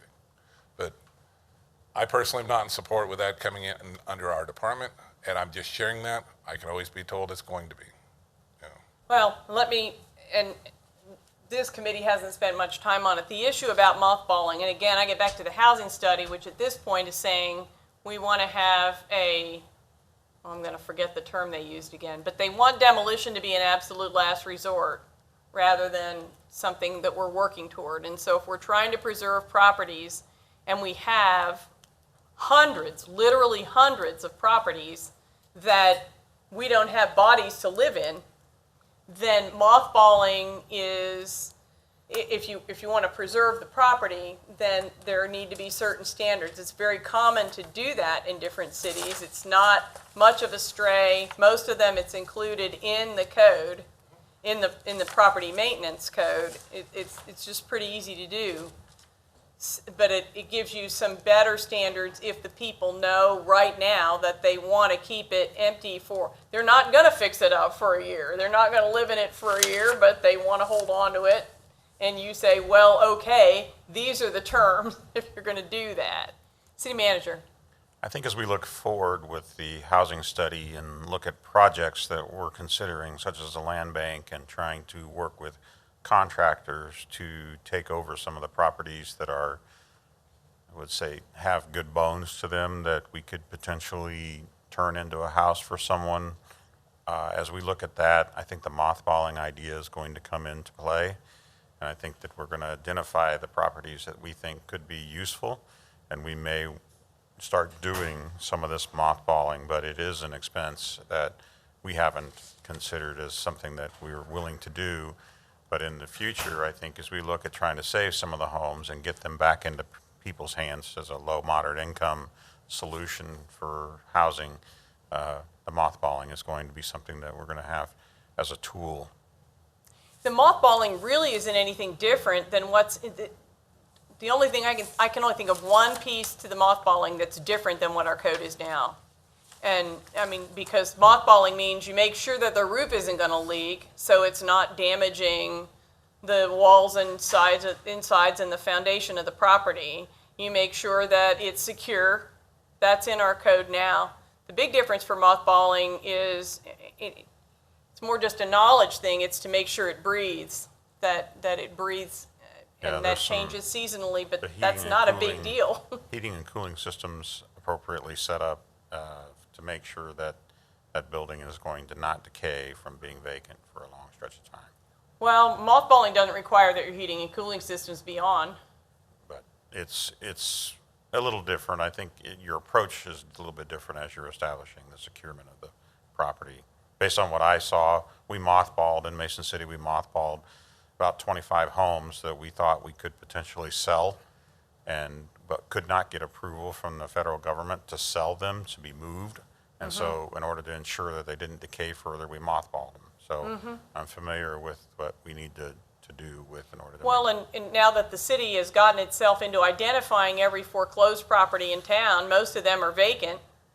And so the city sort of signed itself up for finding out about properties that it didn't, otherwise wouldn't have even come Right. on its radar. And so that mothballing's not limited to historic properties, it's just as any property that's not going to be occupied for a while. We just have to prepare, I think in some cases when we're doing the mothballing, that we may not get that reimbursement. I'm not saying that we have to do any of it. It's having a standard so that those owners can be responsible If they for want taking to. care of it. If they want to. Again, if our goal is to protect property, make sure it's safe, Well, and I guess I'm referring to most of the time, we're the ones that are having to step in order to protect and save the property, that the owners are usually the ones walking away. again, it's a matter of setting out those standards. Then we get to draw the line at where we do it for them. Okay.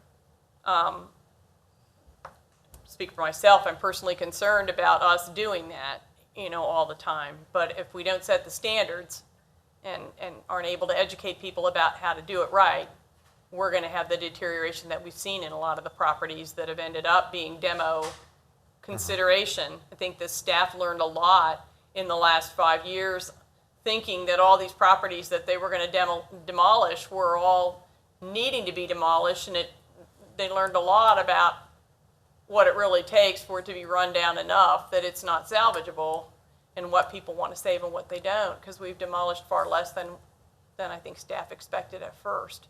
But if the concern that I have, in my neighborhoods especially, but all over town, is if we have somehow contributed to the deterioration of the properties, because while we were looking at them from the outside only or inside, we could have given the owners better guidance about what they needed to do to save the property, or required things that were essential, then I don't want it to be our failing on the part of what we set as our standards.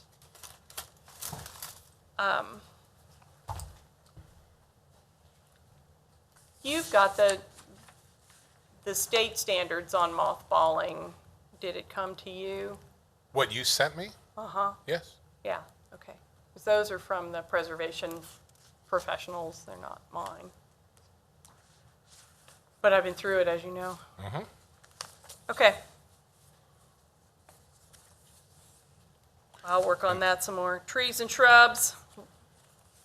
We'll keep Yeah, talking about them. That's an issue which, when I called the IPMC, ICC, I called them with an argument on your behalf, not my behalf, to get them to agree with me. So this is what I'm after. I want to be able to cut these down. They said, no, this is how we wrote it, and we intended it for grass, and we intended it for shrubs that grow, not the bushes and the trees that grow in your fence line and all that. That's not what we intended. I know that our wording's terrible. And the guy's reading it, and he goes, this is terrible words. But I'm not the one that wrote it, but I'm the one that interprets it. And I actually sat down with a group of our staff, and we interpreted it.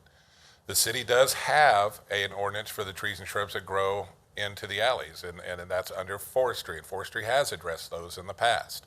I can't speak for forestry, and if they're addressing them now, I know they'll address them during complaints, but I don't know if they're doing anything proactive. You would have to talk to forestry on that one.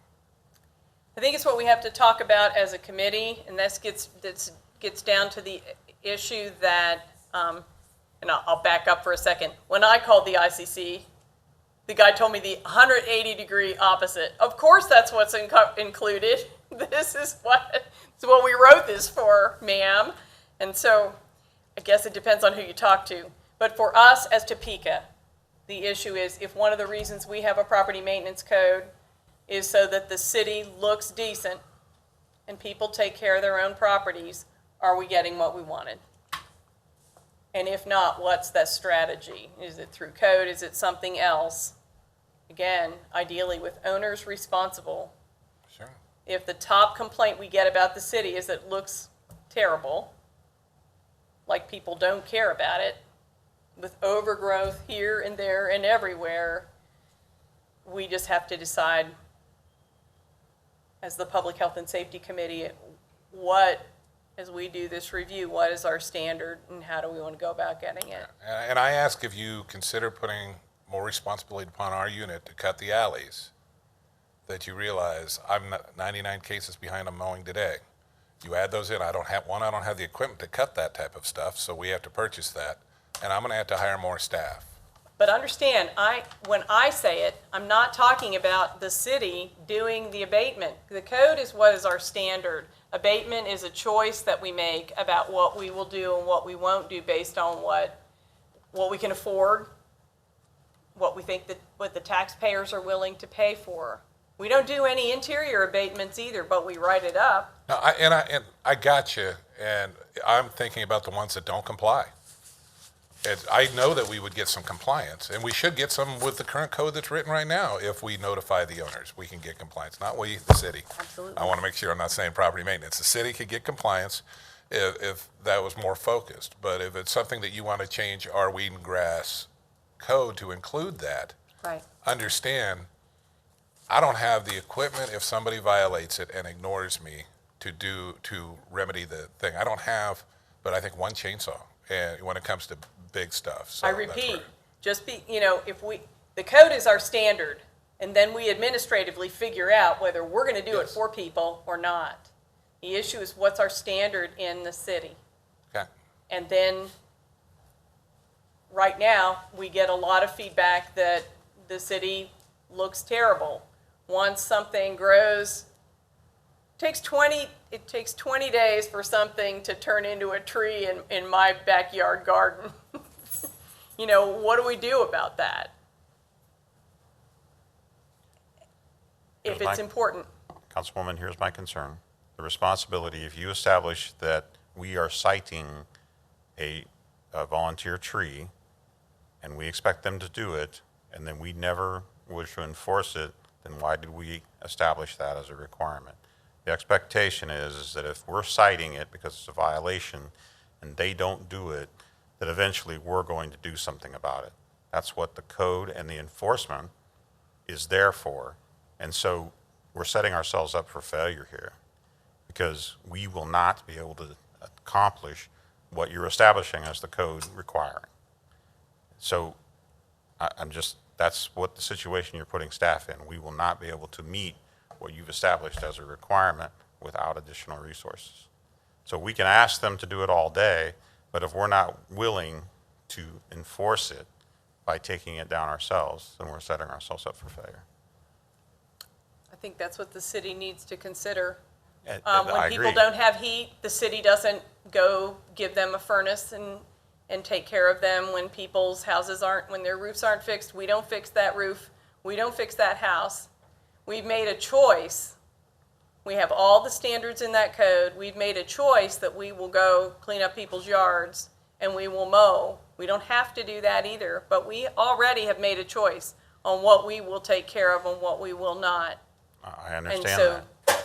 But the concern that I have is that what your expectation, we may not be able to meet. It's just a concern. I want to be honest that it's a concern. We're trying to meet the demands as much as possible, but I don't know that this one is going to be that easy to meet. Well, and again, my colleagues, you can see what they think. Yeah. Personally, it concerns me how much we're mowing, how much we're cleaning up for people. To me, we owe it, we should always set the standard as to what the standard is that people want in the community, and then we figure out how to achieve it, and it's not always the city doing everything for people.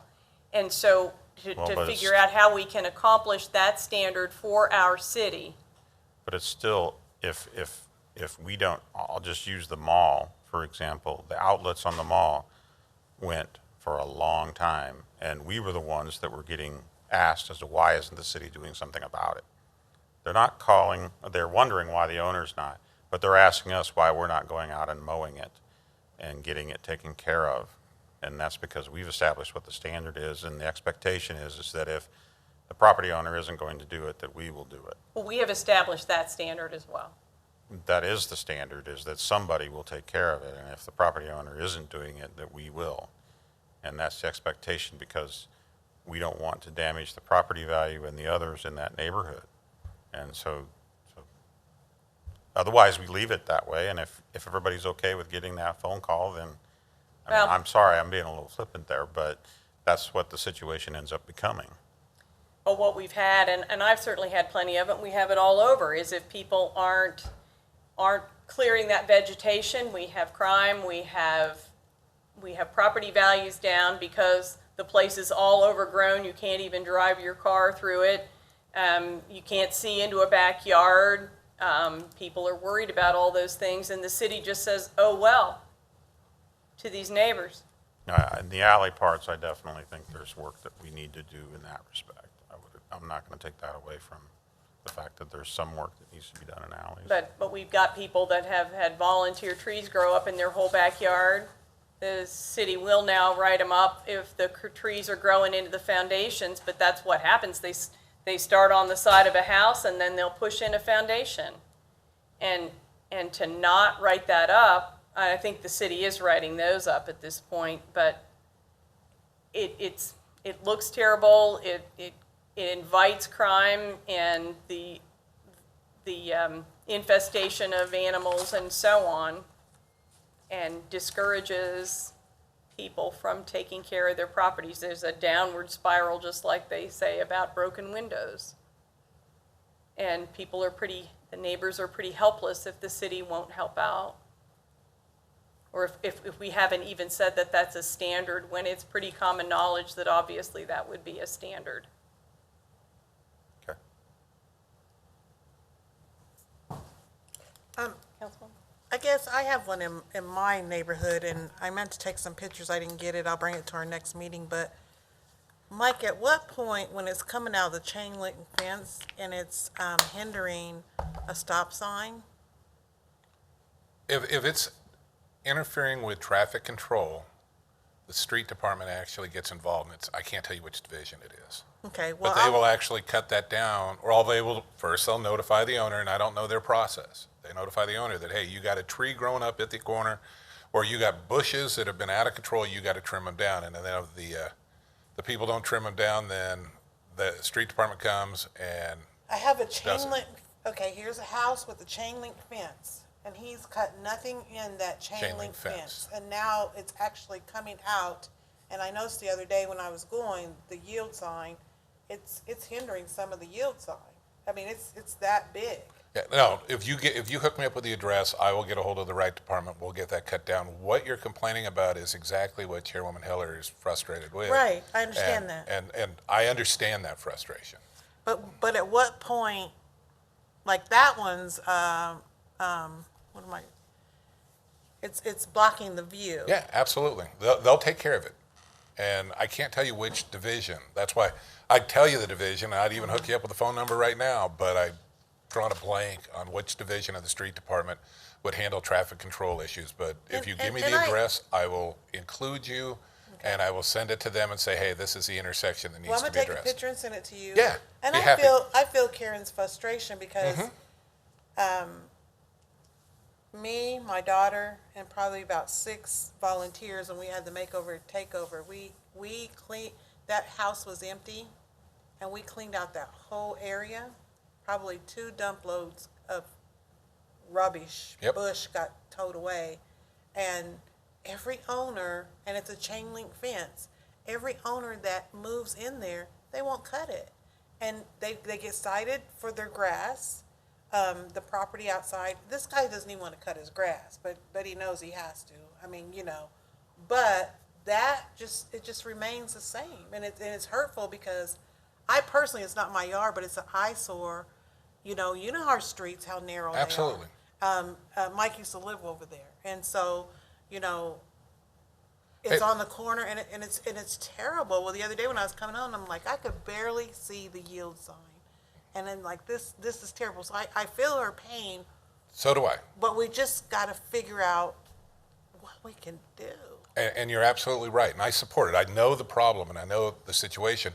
What concerns me is, hey, let's just add to this code that has to be it, because if we add to the code, then the expectation is that we will take care of it.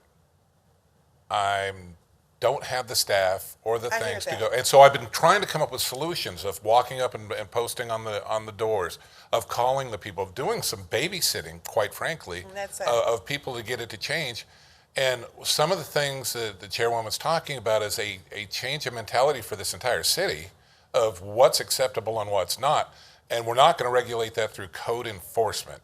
It's not going to be the enforcement of law. It's going to be the expectations of a community.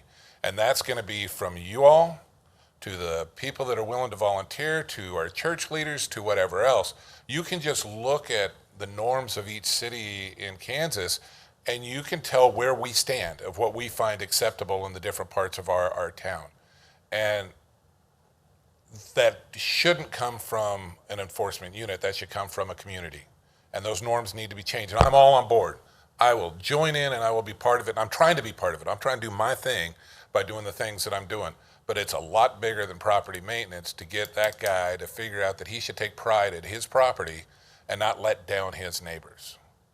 You know, I talked to him, like, I don't care about my neighbor. That attitude has to change. We have to, you can't make him change it. You can't yell at him and say he's being a mean guy. We need to change it. The sad part is, where we live at, and you know this, is we've all went over there and asked him, do you need help? You know, I tell him, don't look at your neighbor across the street because he won't even let his breathe. He cuts his grass twice a week. And I said, but Frankie Kurtendall's offered to go ride Yep. through it, Mr. Murphy, myself, and he's told us all to screw off. You know, he Yes. doesn't want to be bothered, but yet it's and that's the kind of neighbors we have. When we see a need, we help each other. Yes. You know, and it's just hurtful because I thought once I get that down, maybe the new person moving in, but it didn't happen. And just it's each time, happened yeah. again. So I feel your frustration, Karen. Well, we've got So do I. people that are just working their tails off to fix up houses and fix up those yards, and when they are helpless to deal with anything from just stuff growing all the way up the guy wires on the phone poles in the parking to fences that are totally overgrown, they're so discouraged. And then I've got sets and sets of pictures that I've taken from time to time. I mean, last summer, downtown, here we're trying to fix up our downtown. You drive down the alley across from the post office. For one thing, nobody rode up, well, or if they rode it up, nobody ever cut the grass growing in the little cracks between the sidewalk and the parking lot right across from the post office all summer. It's owned by the U.S. government. I don't care. No, neither do they. But then, but if you went down the alley, if you looked ahead, there are these old garages that the roofs have fallen off of, so it's just the old walls, Yeah. and there are trees growing out of all that, and we don't even, because if we don't have it in the code or we don't read it that way, we're not even asking those people to clean that out. And all I'm asking is if you feel that that's important to put in, provide the resources before we put it in. That's it. You say, we got it, Mike, we're going to do this. I have to have the resources to enforce it when they choose not to. And for the properties that people have walked away from, I have to have those resources. Currently, those alleys can be hit if the city elects to do it. But if you want to change the code, please provide me the resources so you don't set me up for failure, because I can tell you as a citizen, I'm going to be pissed when I know that it's in that code and we're ignoring it. So just provide me the resources and I'm on board with you. Well, I think we do have to figure out the strategy, and obviously we'd have to raise the bar pretty substantially. We have, the last of this is just about the partnerships. We already talked about that a little bit. We were going to have some public hearings. At this point, we had to wait because we couldn't have public anything. But we had talked about having 4 different hearings in different sectors of the city. I sent you out an email in advance because I think, obviously, we've spent a lot of time proverbially down in the weeds Sure. talking about the code, but wanted to suggest to you all that the way to introduce those hearings would be to simply say we wanted public input about code compliance and to put out those simple terms. How do you feel? Please react to Sure. us about whether we're achieving safe housing, whether the city looks good, whether owners are taking responsibility. People may not know how much we're covering. Anyway, and thoughtful and cost-effective ways for code enforcement, and just invite input that way. I don't know what you think about that, or at this juncture, what would be the best timing to do those hearings? Yes. You know, with all this covert, Karen, I really don't want to do anything till the end of July or first part of August. I really don't. Makes sense. I'm sorry, I have a new grandbaby, who's 4'11", almost preemie, and I'm really trying to even limit myself. Sure. So I know people are starting to get out, but they're still kind of skeptical, you know? And so, I think you're right. Yeah. I just don't want to set up a bunch of meetings Well, at, I wasn't trying to rush it, but we did need to talk about it Right, since we were right. going to do it in May at one point. Right. So, right? For me, I just, you know, and even, I even kind of cringe at all the big marches, the protests, you know, because, I hope the numbers don't spike, but I can't see how they well, what do you cannot. think? I mean, is August a time? I mean, maybe nobody's going on vacation. Maybe everybody's going to go on vacation. You know, do we wait till fall? That ends up being busy. What do you think? You want to try for August? Is that what you? I'm not going on vacation. My vacation's You at know, home. I think a lot of the unknown right now is what's gonna happen with schools. And That's until- true. Until we know whether they're gonna actually go back to school, or part of them are gonna be home and part of them at school, that hampers the ability of a lot of people to get out It sure does. and attend meetings, so. Uh-huh. I would say at least by August, we'll know that.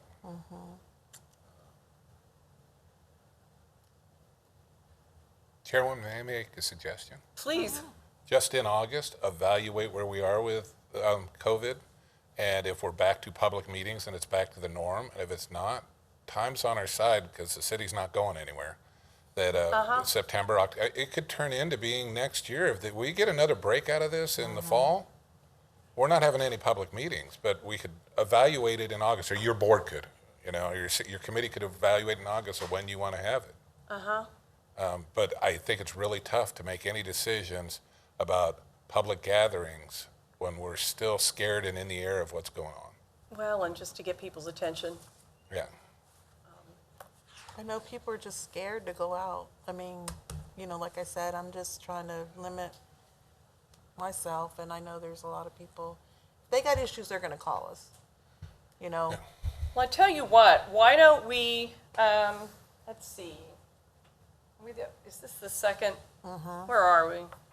This is the second Monday in June. What if we plan, just for time purposes, if this is our only agenda, a Zoom meeting or Google Live or whatever it would be at 3, but not even necessarily having to convene physically, just for convenience, I guess. I hate to drag everybody in if we're going to meet for half an hour. Is that, That's fine. will we Yeah. be okay with that, to meet virtually? I guess we don't know yet. Virtually, yeah, that's fine. Well, but we only extended our exception to the city ordinance until July, right? Well, we might want to keep that in mind, I mean, we're probably going to be looking at whether to continue that indefinitely. No, it'll be July 13th. July 13th, we've extended it to July. Oh, I'm sorry. But on the 8th, we're going to be considering, so maybe we could keep in mind that committee meetings or other things could indefinitely be Yeah, and that would just be call in. getting a modification in the ordinance or in the resolution from Lisa that just says that committee meetings could continue to meet virtually even if the full governing body is getting back together. Correct. Yeah, Something to that'd be keep in good. mind. Okay. Okay. Well, let's plan to go ahead and check signals on the second Monday in August at 3, if that's, yes. And Madam Chair, I don't know if it was mine, our discussion, or if I requested it, but I would request an update from Officer Clam on the homeless camp, because I'm Okay. really concerned I'd about be interested in that. how the homeless population is doing with all this covert. I thought me and you discussed, I thought it would be today, but nevertheless, if we could do it at the next meeting, that'd be great, just to get a report. That's a really good idea. Well, we might end up meeting a little longer after all. Often people show up for those. I don't Could have a problem meeting. I would just like an update. Well, maybe we should plan to meet live. I mean, there's plenty of room in here for them to come, and they usually do if that's on the agenda, and that's fine. All right. Well, we'll update and see where we are with code, and we'll have an update on the homeless on August the whatever it is, 13th. Or July 13th. Oh, you want to go ahead and meet? Well, if we're not going to know much about the hearings until August, let's clarify. It would be, you want to go ahead and meet? We probably won't know enough to set the, We could do the homeless update in July. Yeah, Okay. let's do that, okay, great. yeah. So July 13th for homeless update. You're And- back on the 3rd. Yeah. Okay, See how somebody's vacation went. all right. And, well, we will go ahead and reconnoiter about the hearings then that day. We'll just see what we know. We'll go That'd from be there. good. Good, Great. thank you. We're adjourned. Thank you, Mike. Thanks for your help. Mike, next time I'm going to put all my emails at a certain time to blast you.